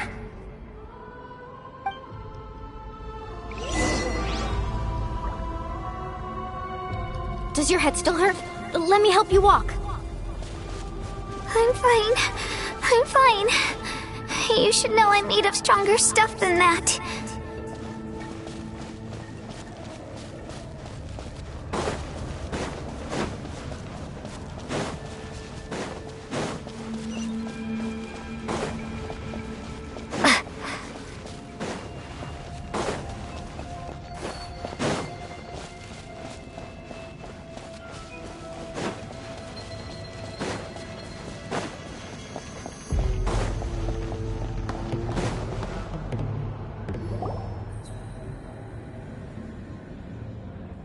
Wyabb? Wyabb! I'm back! My friends and I are here to heal you.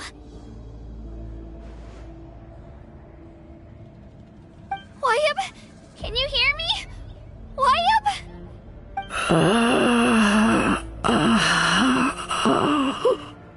So we were right. The contamination is already too severe. It's preventing the Wyabb from answering our calls. Alright, get ready, everyone. Time to purge the abyssal energy from this place.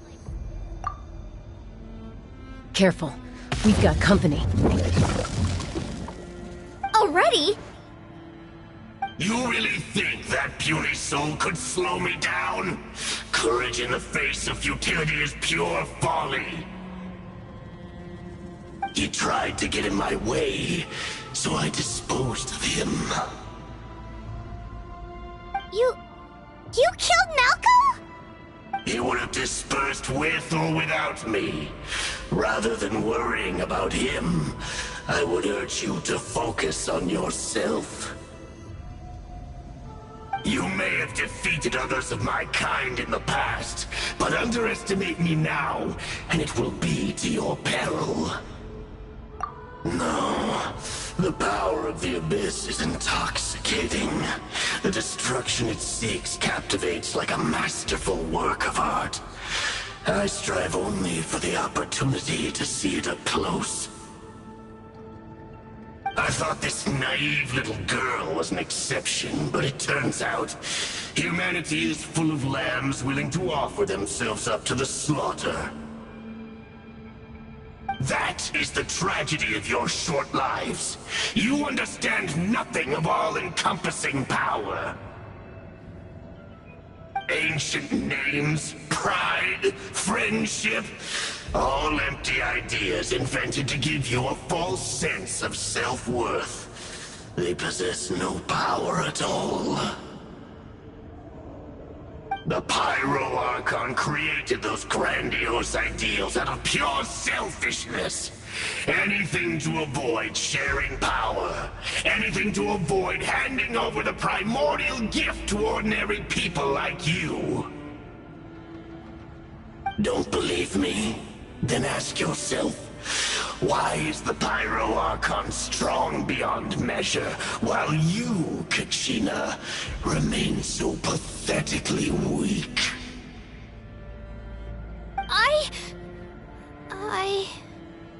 Kachina! Give me your hand.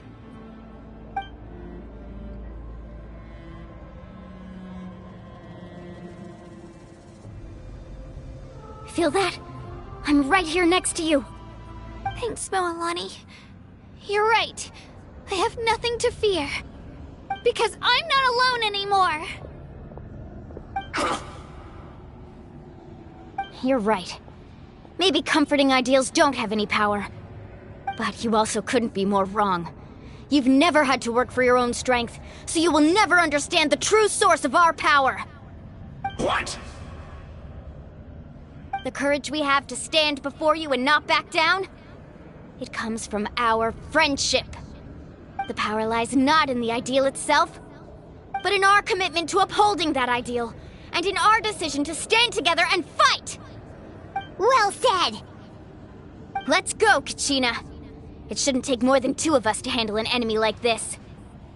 Sorry in advance, but you deserve what's coming to you! There aren't many in Natlan who can beat us when we're together. It's time he got a taste of that kind of power.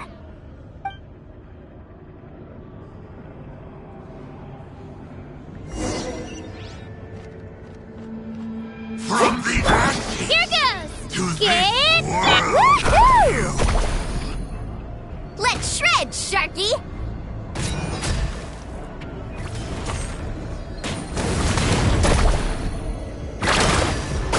Revelation from on high! A glimpse of the The power of flame compels you! Hear the Inferno's call! Hear the Inferno's call!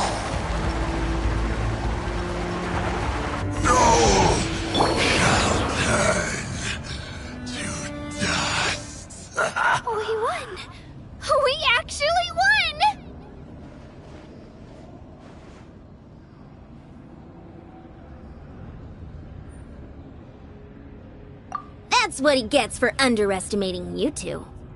Fantastic work, Kachina! Absolutely fantastic!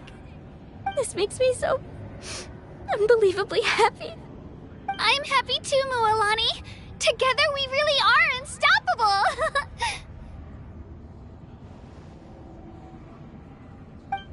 Huh? What's happening?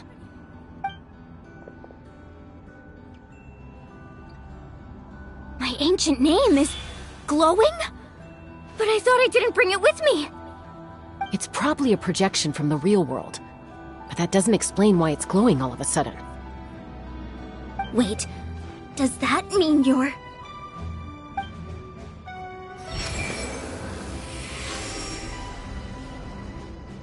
That was a bold move. Diving headfirst into the fire to save your friend. Especially in a place so overrun with abyssal corruption. Still, seeing you pull it off was really something. Everything you said was exactly right. As isolated individuals, we stand no chance against the power of the Abyss. It took years' worth of scars, and lots of unnecessary suffering, for me to understand that for myself. The Pyro Archon's plan will unite us as one. Everyone has a part to play. Only then will we have the power to defeat the strongest of foes. Who are you? Tupac, a warrior from the people of the Springs. I fought against the Abyss during the invasion 500 years ago. I've heard that name before. You were the giant who saved all of Natlan. Since you were able to awaken my words from your ancient name, that means you have fully embodied the aspirations of the Wayab. Under the name Umoja, you shall unite the tribes and save Natlan from its impending doom. Me? As long as blood still runs through your veins, even the tiniest spark of steel against stone can ignite a flame. Its blaze will become one with the gaze of all Natlan. Even amid everlasting darkness, our bonds remain eternal.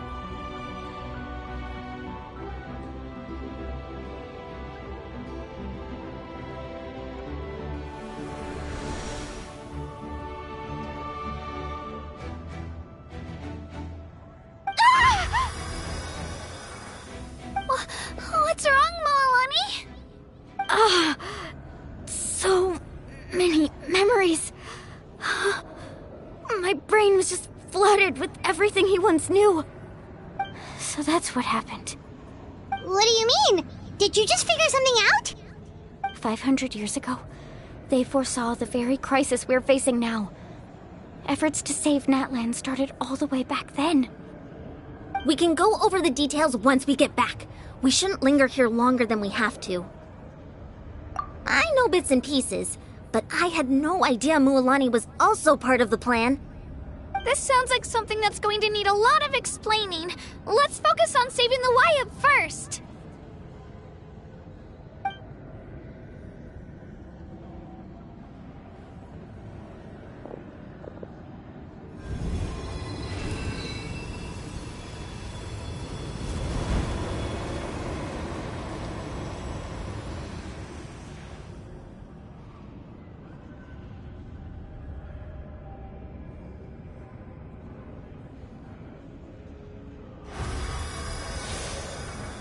Okay, that should be enough.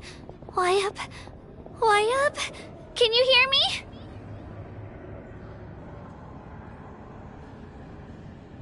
I hear your voice, Kachina. My dear child. Great.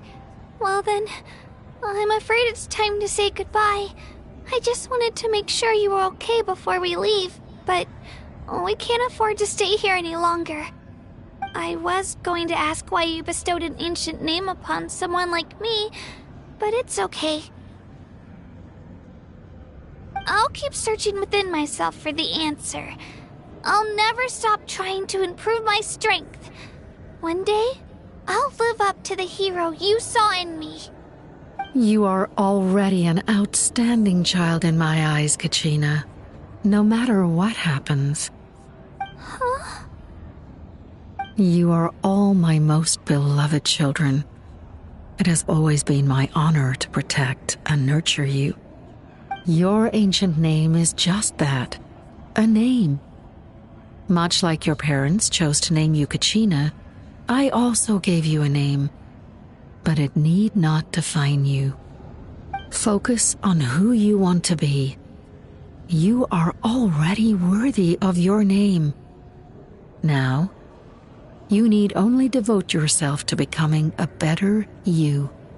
The story of your ancient name is for you to continue. Just like your parents, my love for you will never change, no matter what the future holds.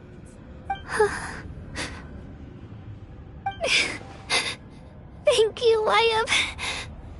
It gladdens me to see the Pyro Archon's plan move another step towards completion. But it's time for you to leave this place. The situation here is getting worse. Go now, my children. Save Natlan on behalf of all you hold dear. I know we've never met before, Wyatt, but I just wanted to say thank you for encouraging Kachina. It was exactly what she needed to hear. Whoa! What's going on? An earthquake? We're out of time. It's the power of the Abyss. Quick, we need to run!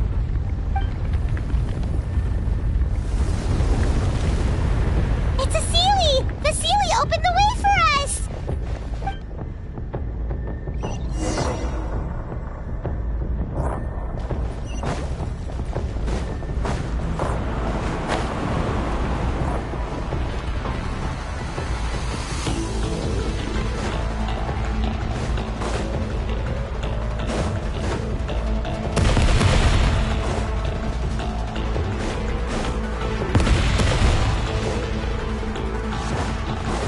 The opening in the sky!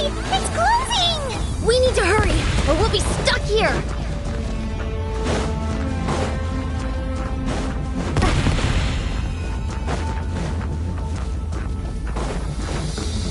Watch out for the falling rocks! Quick, through the middle!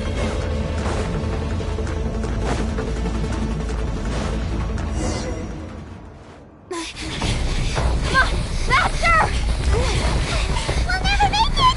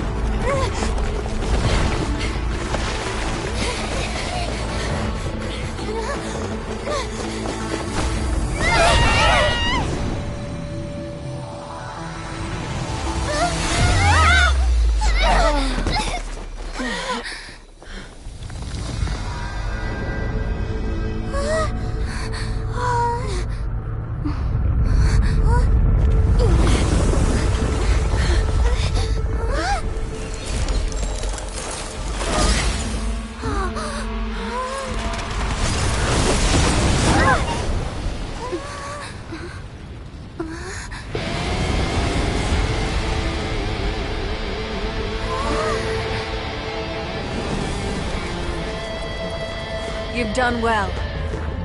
Now come home.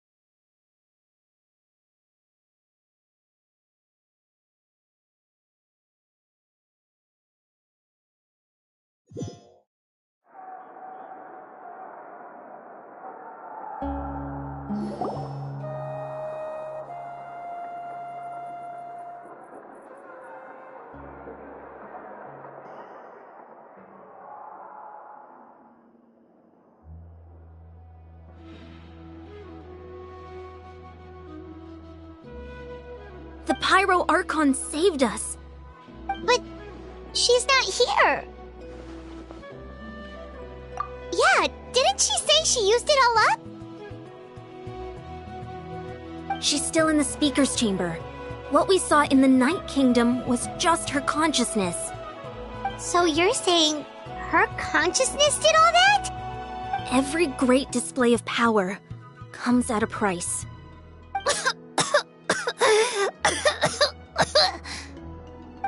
You must feel terrible, Kachina. Just hold on. We'll get you to a doctor soon. Let's get back to the stadium. The Pyro Archon said she'd have a doctor waiting for us. I recommend getting a full checkup, just to make sure no damage gets left behind. Paimon feels okay. What about you, Traveler? Right. You always seem to do pretty well against the Abyss. Let's get going.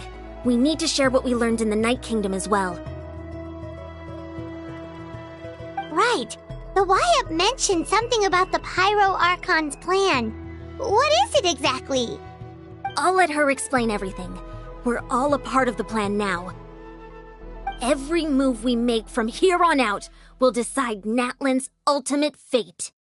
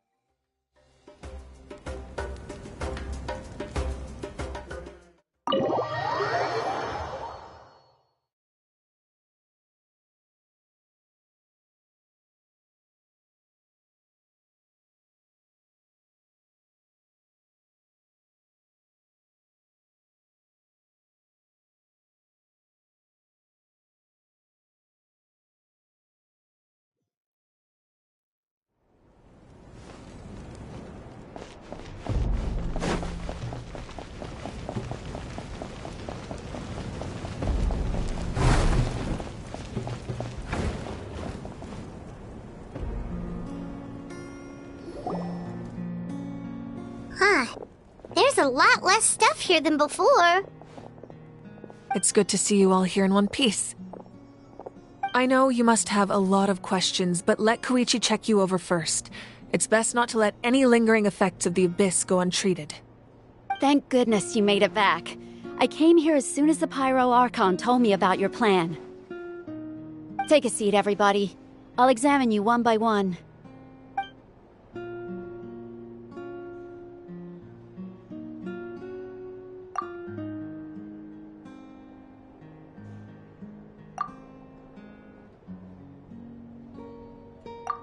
All right, that should do it for now. But just to be safe, I'll perform another checkup in a couple of days.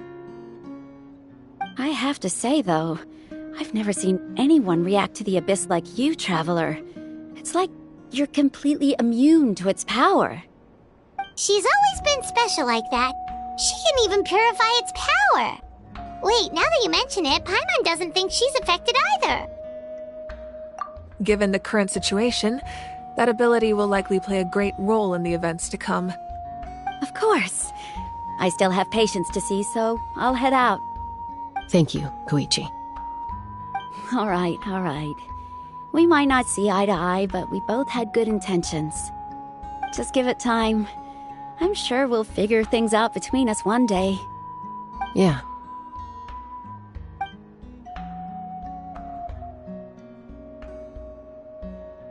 All right.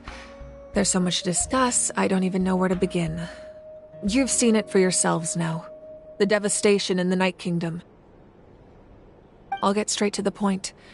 Natlan is on the verge of destruction. It's very possible our nation has less than a year before total devastation. Huh?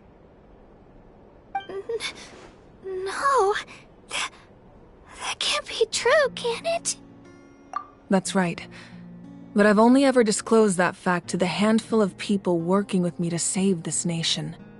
Our looming destruction is not a recent development, but the inevitable conclusion of the disaster the Abyss initiated 500 years ago. Mualani told us a little bit about that. 500 years ago, all the nations of Teyvat were invaded by the Abyss. Unlike the other nations, Natlan never had stable and deep-rooted ley lines, so we suffered the worst of the invasion. The battle against the Abyss was exceedingly long and brutal. In the end, victory came at the cost of our civilization and countless lives. Even then, it took centuries of solving the disasters caused by the Abyss to finally achieve the peace we know today. And still, this is but a superficial victory. The forces of the Abyss have merely been driven back underground. Their threat to Natlan remains as real as ever. I'd never have guessed. The problems plaguing the Night Kingdom are all the more complicated because that realm is essentially functioning as Natlan's ley lines. Immediately after the war, our calculations estimated that we would have a maximum of 500 years before the Night Kingdom was completely lost to the Abyss. But at that time, we were a nation of the destitute. Our people no longer believed in victory, nor did they hold hope for the future. Our civilization was dying, our faith crumbling, and the line of power passed down from the Wayab nearly severed. If we didn't bring the nation back together, it would be foolish to even dream of defeating the Abyss in the future. So, the Archon had a long and involved discussion with the heroes of each tribe, and finally came up with a 500-year-long plan to save Natlan. So that's what happened. After finding Kachina, I encountered a strange figure who gave me a series of new memories. Since the plan was mentioned in those memories, I guess I've been chosen to play an important role in it. But there's still something I don't understand. Those memories showed me the Pyro Archon from back then. And it was you. Huh? But that doesn't make any sense. The Pyro Archon is supposed to be human. It's impossible for a human to live that long. That's right. The hardest thing for humans to overcome has always been time, or rather, the natural limitations of our lifespan. A god can extend a human's life by using a certain amount of divine power, or subjecting them to a curse. But, as we all know, Natlan doesn't have gods like that. We can only rely on our own methods. A human life is like a flame destined to be extinguished. 500 years ago, I placed my life within the sacred flame. Only by dying before my time could I have the chance to wake up again. So, in other words, this is your second life? Yes. We only managed to defeat the Abyss all those years ago because the tribes came together as one. If the Natlan of the future was to have a fighting chance, the Pyro Archons that came after the war had to rebuild the decimated tribes. The goal was to reunite the people and restore the strength of each tribe's Wayab.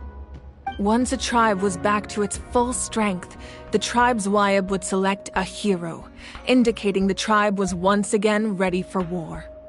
The Chosen would then stand by my side in defense of our nation, just like great heroes of old 500 years ago.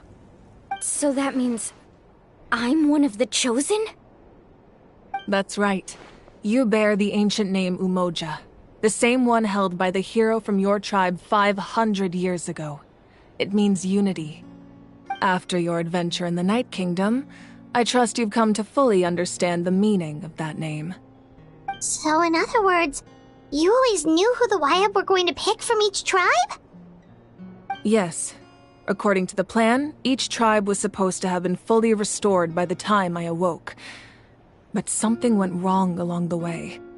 The 6 heroes successfully inherited the ancient names from 500 years ago, but the intel regarding the plan wasn't passed on to them. Once again, it comes down to the deterioration of the Night Kingdom. Communication between the Sacred Flame and the Wayab has been blocked. Just like how the Ode of Resurrection failed to bring Kachina back. Exactly. It's just another tactic the Abyss is using against us. The Abyss may not possess intelligence, but its methods certainly aren't easy to counter. If we want to unblock that information from being passed on, my presence alone isn't enough. The ancient name-bearer must establish a greater connection to their name. So, I've tried my best to help them from the sidelines. Currently, Shilonen of the Children of Echoes, Kinich of the Scions of the Canopy, and Iansan of the Collective of Plenty have all been acknowledged by their names. During your adventure, you too earned the acknowledgement of your Wayab Mualani. In the process, you gained the memories stored within your name. But we have less than a year! Yes, but we have no choice. We cannot start the plan until all the heroes have been gathered. That's also why I haven't been able to take action despite the urgency of the situation. But if you knew this whole time, why didn't you just tell me about my role in all this? Wouldn't that make everything go a lot faster? Perhaps, but the opposite could also be true. Knowing your destiny too early could mean failing to realize your full potential. Just like your determination to save Kachina, I hope your commitment to this endeavor comes from your own strength of will, rather than a sense of obligation. So I suppose you're not going to tell us who the final two heroes are then? That's right. Their time is yet to come. Putting pressure on them beforehand will only hinder their development. I can only trust in the judgment of the Wayab. I have never believed I could solve this crisis alone. In fact, it was precisely because I chose to trust and rely on others that we managed to get this far. Natlan's salvation lies not in its Archon or any singular individual, but in us all. You're quite perceptive, aren't you? I thought I might get away with avoiding the topic. Huh? Oh, right! All of the stuff you stored here before, where did it all go? Even though I sacrificed my power, I still needed a contingency plan to ensure you would make it back from the Night Kingdom. After all, I was the one who allowed you to take that risk, and Mualani has an important role to play in my plan. In addition to their sentimental value, the items I stored here held a much more important purpose: fuel. Fuel? Ah, so back then, that's why you... Yes. The stories embodied by those items are certainly important, but there's an even more significant trait they all share. Every item belonged to a hero of Natlan. Over time, they became imbued with a certain amount of contending fire from being carried in battle. On their own, each item's power is limited, but together, their combined effect can prove quite useful in a dire situation. By burning those items, I was able to activate the contending fire stored within them to open the boundary between the two worlds. It was a rather crude approach, so all their power was depleted in an instant, as you can see. But weren't they all precious treasures? What about their stories? That's exactly why I dragged you all here. No matter what, I never wanted the Pyro Archon to have to use that power. Oh, I'm so sorry. You have nothing to be sorry for. You all deserve my thanks, actually. If you hadn't saved the totem pole, that area of the Night Kingdom would have been forever lost to the Abyss. And then, it would only be a matter of time before the Children of Echoes was met with disaster. Besides, when those heroes entrusted their belongings to me, or the Pyro Archon of their time, it was out of a desire to contribute to Natlan's survival. If they knew those items helped save the present-day heroes of Natlan, they would not mourn their loss. Even when you put it that way, I still feel bad. There's no need. Remember what I told you about time? The people and the events of the past are never truly lost to us. We simply carry them with us in a different form. In that sense, we didn't lose anything at all. If you still have regrets, let them fuel your resolve in the battles to come. Your deeds will become new legends and nurture new forms of power just like the items once stored here. Well, we'd still like to return the favor. Well, if that's the case, just treat me to a drink sometime. Now that Kachina has returned, we can finally hold the victory feast and celebrate your team's triumph in the Night Warden Wars. And we could all use the rest, that's for sure. Plus, you'll be able to silence everyone who doubted you once and for all, Kachina. Still, now that I know the danger we're facing, having a victory feast doesn't feel right. Try not to let it get to you. It's important to stay calm. Worrying about it will only affect your judgment. All right. You should head out. I'll join you in a bit.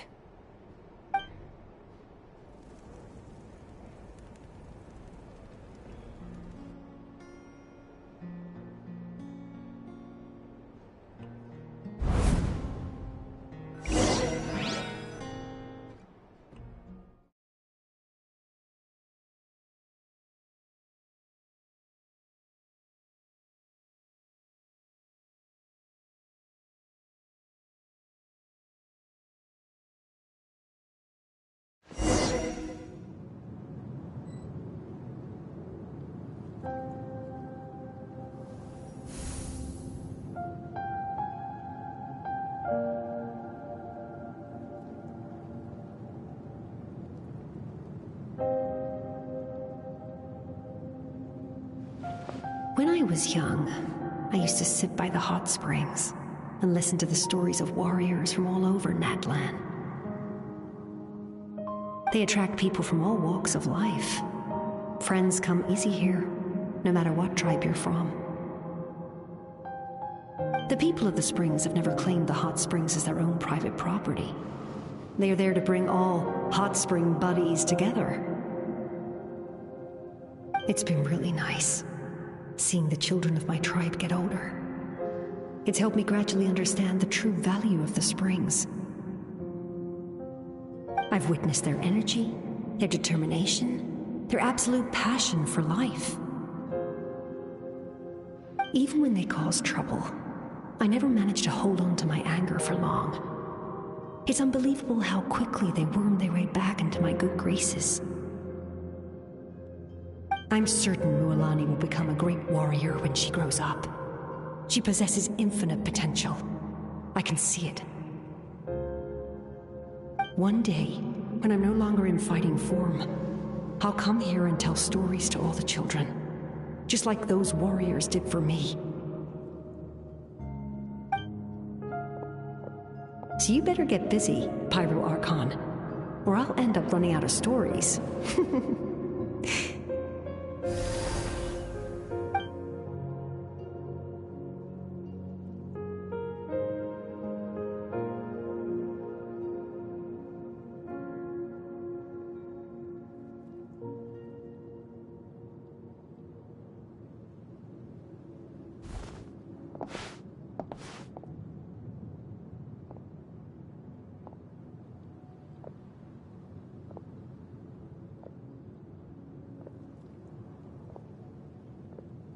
Our nation is engulfed in darkness. Our tribes stand divided, and yet you promise victory in the distant future. The Abyss is a cunning enemy, one that I faced in battle many times. Were that not the case, I would never understand exercising this degree of caution. My rage will never know absolution. Then my power will no longer aid you in victory. But you came to me because you knew you could convince me with just a single sentence. I understand your choice. The heroes of today will forge the path ahead with blood and fire. Just remember to earn us the victory we are owed. Otherwise, rest assured, I'll find a way to collect the debt. For Natlan.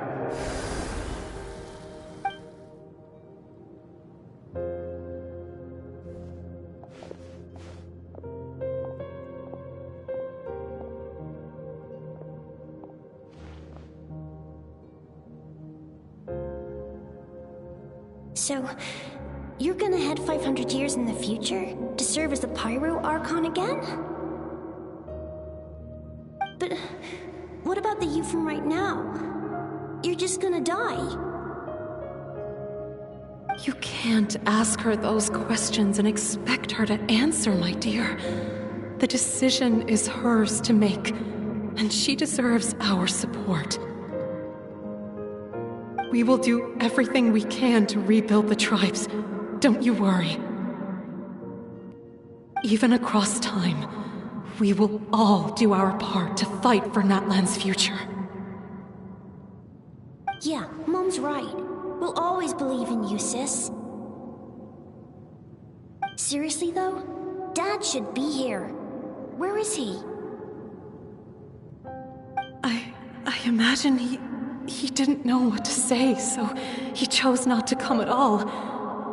Don't take it to heart, my dear. That's just who he is.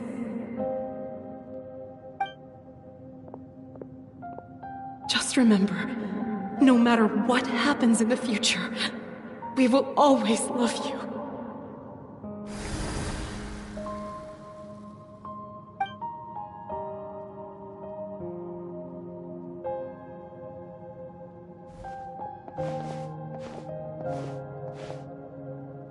I'll come find you one day.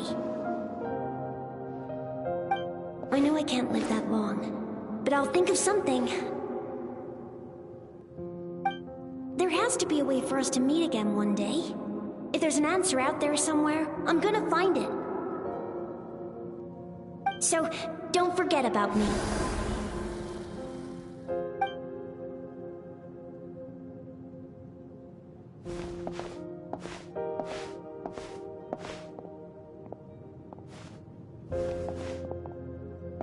If that's your decision, then you have my full support, Archon. May our children live to see such a lovely son. For Natlan! No one fights alone.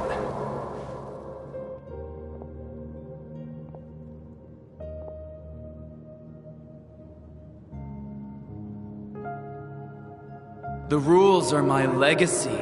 They shall grant us the strength to overcome the next tragedy.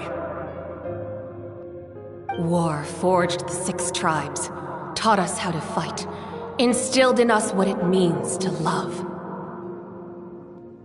Who will be the one to bring this to an end?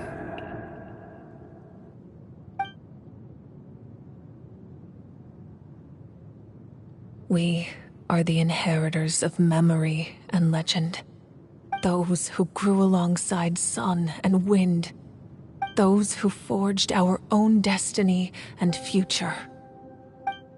That is Natlan's fire, the lifeblood of our nation.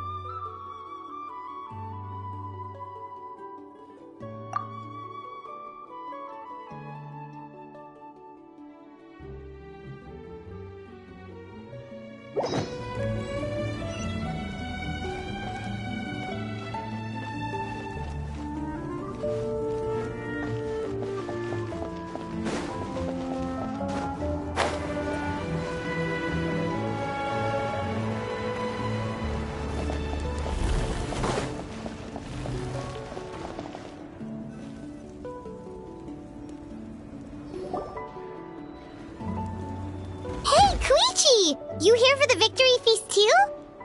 Oh, no. I knew Chaska would be here, so I just came to deliver some medicine. I was about to leave, actually.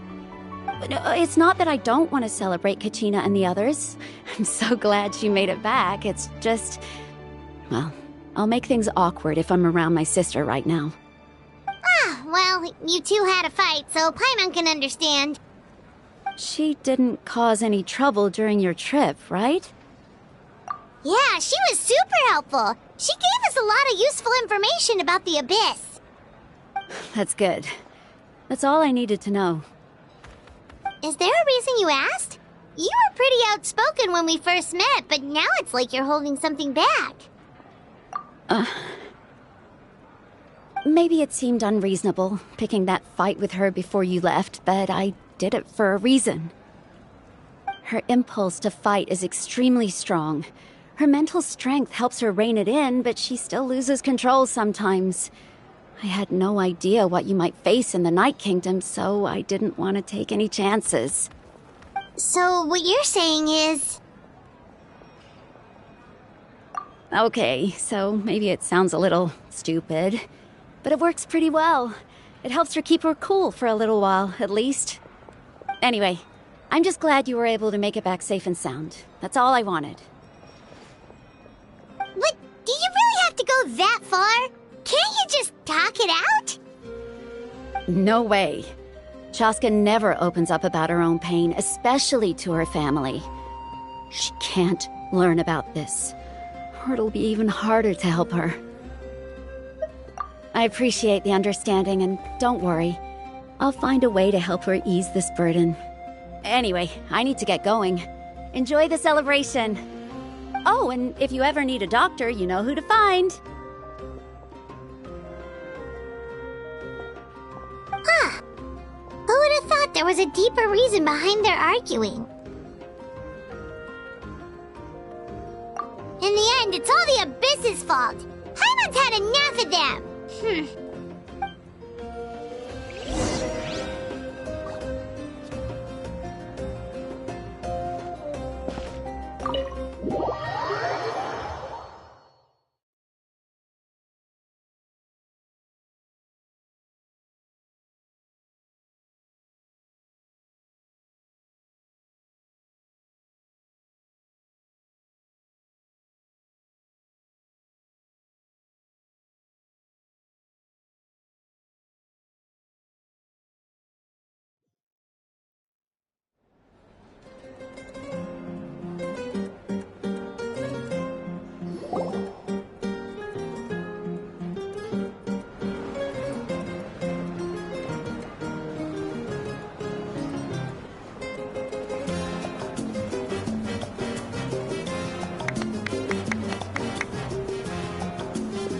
Let's give a huge round of applause to our brave young warrior, Kachina! Woohoo! Well done, Kachina. Thank you, everyone. I'm so glad I finally made it. I always knew you could do it. With so much potential at your age, you have a great future ahead of you. You're one to talk. Don't think I didn't know you were the first person to abandon your team. I'll be dealing with you when we get back. I had no choice. My friend invited me. I couldn't just say no. Oh, really? So you weren't just trying to get ahead in the first round?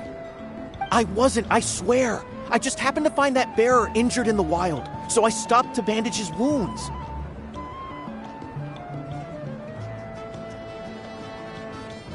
When he insisted on repaying the favor, what was I supposed to do? I'm just one person. I figured Kachina would have no trouble replacing me. But the fact of the matter is that after your departure, everyone else started thinking about swapping teams too. I'm really sorry, Kachina.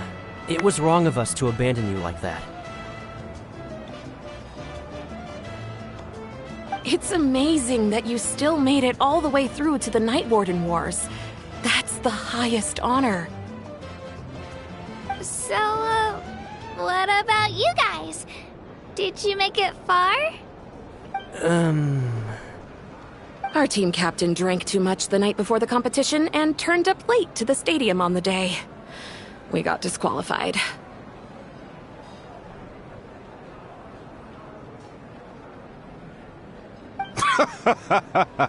Serves you all right. No sympathy from me. Alright. There's no need to be like that, Uncle Pakal. Dear friends, I'd like to say a few words. Firstly, I'm grateful to my friends and our great Archon for helping to bring me back. This traveler and her companion Paimon are some of the strongest people I've ever met. If they were allowed to participate in the pilgrimage, I have no doubt that they'd win the whole thing. They've agreed to let me learn from them. With their help, I believe I can become even stronger still. And let's not forget my good friends, Moalani, Chaska, Kanich, and Ayan-san. They all helped the Traveler and Paimon figure out a way to bring me back from the Night Kingdom. They too deserve to be called our heroes, so please give another round of applause for them. Thank you so much. Well said!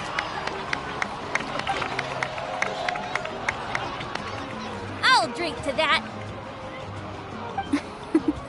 How does it feel being a hero, Kachina? To be honest, it's a bit overwhelming. It all just feels so surreal. Well, you better get used to it. Next up, undefeated champion!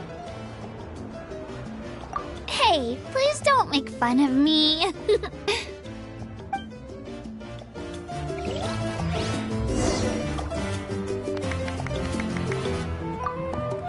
My apologies.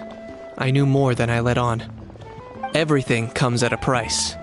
And most heroes aren't people who set out to become a hero. If you cling too tightly to your goal, you end up losing things that are far more precious. But in any case, we're now on the same page. I wonder how long before the two final heroes appear. From the Flower Feather clan and the Masters of the Nightwind.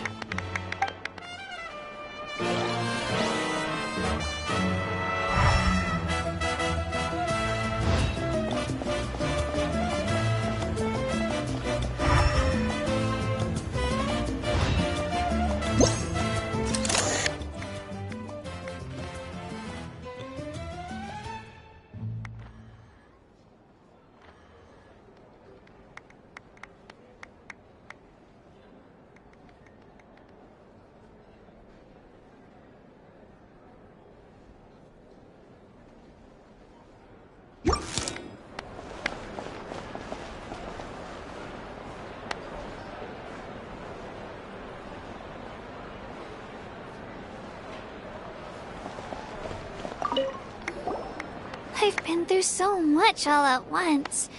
Everything still kind of feels like a dream. Are you still feeling unwell? Nope, all better now. I told you I bounced back pretty quick, so don't worry about me. I bet you guys must be tired, though. Make sure you get some good rest tonight. You gotta recharge so you'll be in the mood to have fun.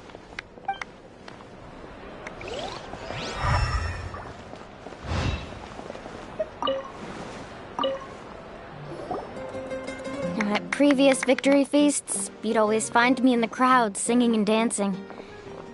But after what I found out today, it's too much. I'm still trying to process it. It does feel weird seeing you so out of sorts. Is this another pearl of wisdom based on your adventuring experience? Well, Paimon agrees with the Traveler. Everyone's come together to celebrate Kachina's achievements. That's gotta be a first. You're right. Kachina looks really happy. And now I'm being the moody one. Ugh, enough doom and gloom. Time to shake it off.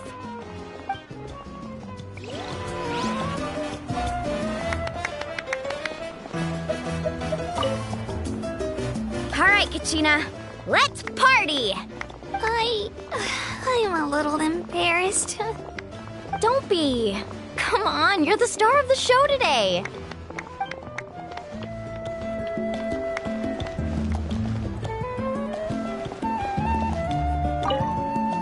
cost us a lot, but we got Kachina back safely, and that's what matters.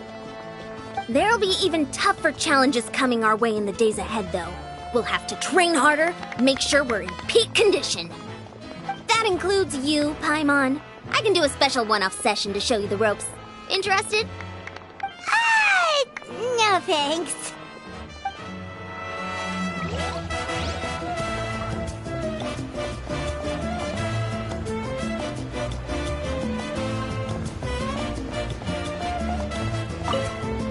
It's rare to meet travelers as strong and brave as yourselves.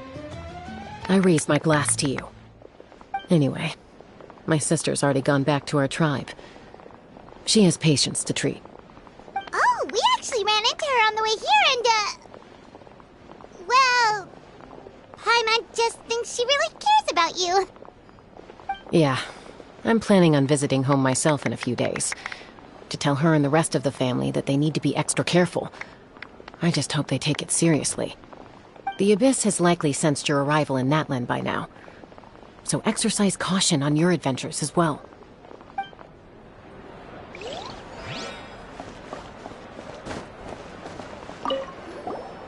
I've been through... Are you still feeling it? Nope. Oh, I bet you...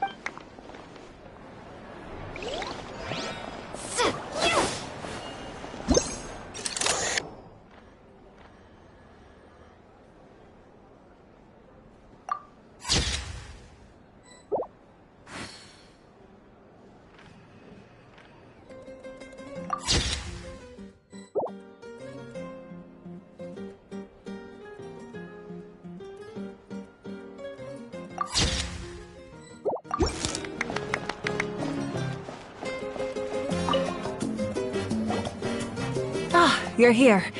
Have some fruit juice. I got it specially for you two. How did you know? That's Paimon's favorite! You look like you've still got questions. Ask away. Because they had their own lives to live. The thought of telling them, abandon your families and everyone you love, and come with me to the end of time. For in 500 years Natlan will be destroyed, it seemed too cruel. You could just as easily point out that everything in this world would come to an end eventually. But life is short, and beyond a point it just doesn't seem real. Imagine if I said, let's leave right now, and go save the sun because it'll flame out in a few million years. It would sound quite ridiculous. I couldn't make them shoulder that burden with me. Besides, every generation will have its heroes, this one included. The plan could still work without them. Or, of course, without me. But since I was the one who came up with the plan, I felt duty-bound to see it through to the end. Paimon's suddenly remembering that portrait in your room. Was that your family from back then? Yes, it was. So when you asked me who my sister grew up to be, the truth is that very little information survives. From what I've been able to piece together, I can conclude with a reasonable degree of confidence that she ended up as an architect and artist. She played an instrumental role in rebuilding the scions of the Canopy tribe, designing and building many houses. But of course, none of her buildings are around anymore. Still, it was an impressive achievement, and I'm very proud of her. You feel loss keenly. It seems to stir up feelings of regret in you. But this is something I have long since come to terms with. This is a war, and there can be no war without loss. I am already far more fortunate than those who lost their lives to the Abyss. The people of Natlan look to me as their Archon, and the weight of their expectations is mine to bear. I must see our fate through to the very end, no matter what I may find there. Yeah, doesn't that mean the way everything ends has already been written, including your plan? I suppose, but so what? Don't forget, time takes many forms. The past, present, and future coexist, and all are equally important. Even if the future ends in destruction, there's still no reason to give up on the here and now. And it's precisely because we humans cannot know our fate that we will never give up on our struggle. This is a pivotal moment. We are still 2 heroes short. Well, 3 to be precise. There's one further hero who I'm hoping to get on my side, whatever it takes. Your resistance to the corrupting power of the Abyss is truly remarkable. It would easily make you an all-important figure in the upcoming battle. If you agree to join us, you will not only gain my full support in your journey, but I will also forge a brand new ancient name for you. Ancient names can be forged? They can. Several strict conditions must be met, but if they couldn't be forged at all, then the number of them in circulation would have long dwindled to 0. Possessing an ancient name would mean that your adventures in Natlan are recorded in full. Your stories would be remembered by our people for all the years to come. The Ode of Resurrection may have temporarily lost its power, but still, take this as my personal guarantee that I shall never let you fall. Just like in the Night Kingdom, I will be there for you. That is a promise I will fulfill at all costs. This nation always honors its heroes. Yeah, we can't just ignore the situation here. Wonderful. Then I'll reach out to Shilonen right away. She's the one who will forge the name. We've never forged an ancient name for an Outlander before, but I trust she'll find a way.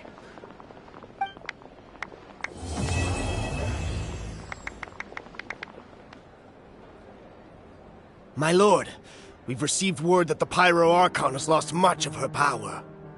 Although your injury complicates things, this is most certainly the opportune time to seize the Gnosis. Victory and defeat are rules, not outcomes. I have never taken advantage of an opponent in a time of weakness, and I don't intend to start now.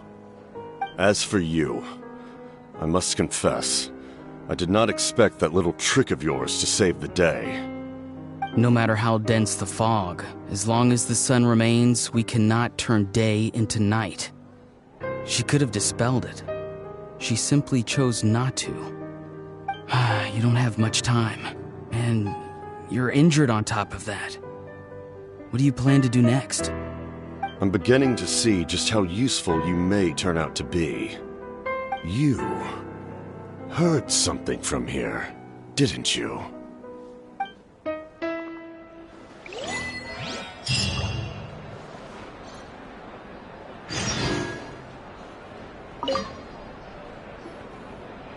Oh, something else you'd like to ask? Well, our intel suggests he hasn't made any new movements yet. Although Kenichi's investigation helped us confirm that he's being aided by someone from the Masters of the Nightwind. I'm getting closer to narrowing down who that may be, but it's still unclear whether this person aided the captain out of willingness or coercion. If you learn anything about this during your adventures, please, let me know. Oh, something else you'd like to ask? The Abyss is the most formidable enemy in all of Teyvat. In the beginning, it took failure and tragedy to even begin to learn how to fight back. All of the methods you've seen in other nations were developed based on experience and insight passed down over generations. We know them to work, but few of us actually understand why. It's the same for the method we use here in Natlan. Ever since ancient times, elemental energy has been one of our most reliable weapons against the Abyss. As for the principles behind it, I'm afraid you might have to seek answers from someone older than the position of Pyro Archon itself. Oh, something else you'd like to ask? That also comes down to the long-standing effects of the Abyss. Our people's survival is inextricably tied to the Wyab, but their power has its limits. They cannot offer our people the same degree of protection outside our borders. In fact, people who do decide to leave often suffer from memory loss and emotional issues. Everyone in Natlan understands this. That's why our people never leave without a good cause. Even if someone is left with no choice, the chief of their tribe must seek approval with the Wyab to grant them leave. And the Wyab have always been very strict about granting that approval, since extending protection beyond our borders means consuming power reserved for our fight against the Abyss. Still, there's no need to worry. The Wyab extend their protection to all within Natlan, including visitors from afar. Oh, something else you'd like to ask?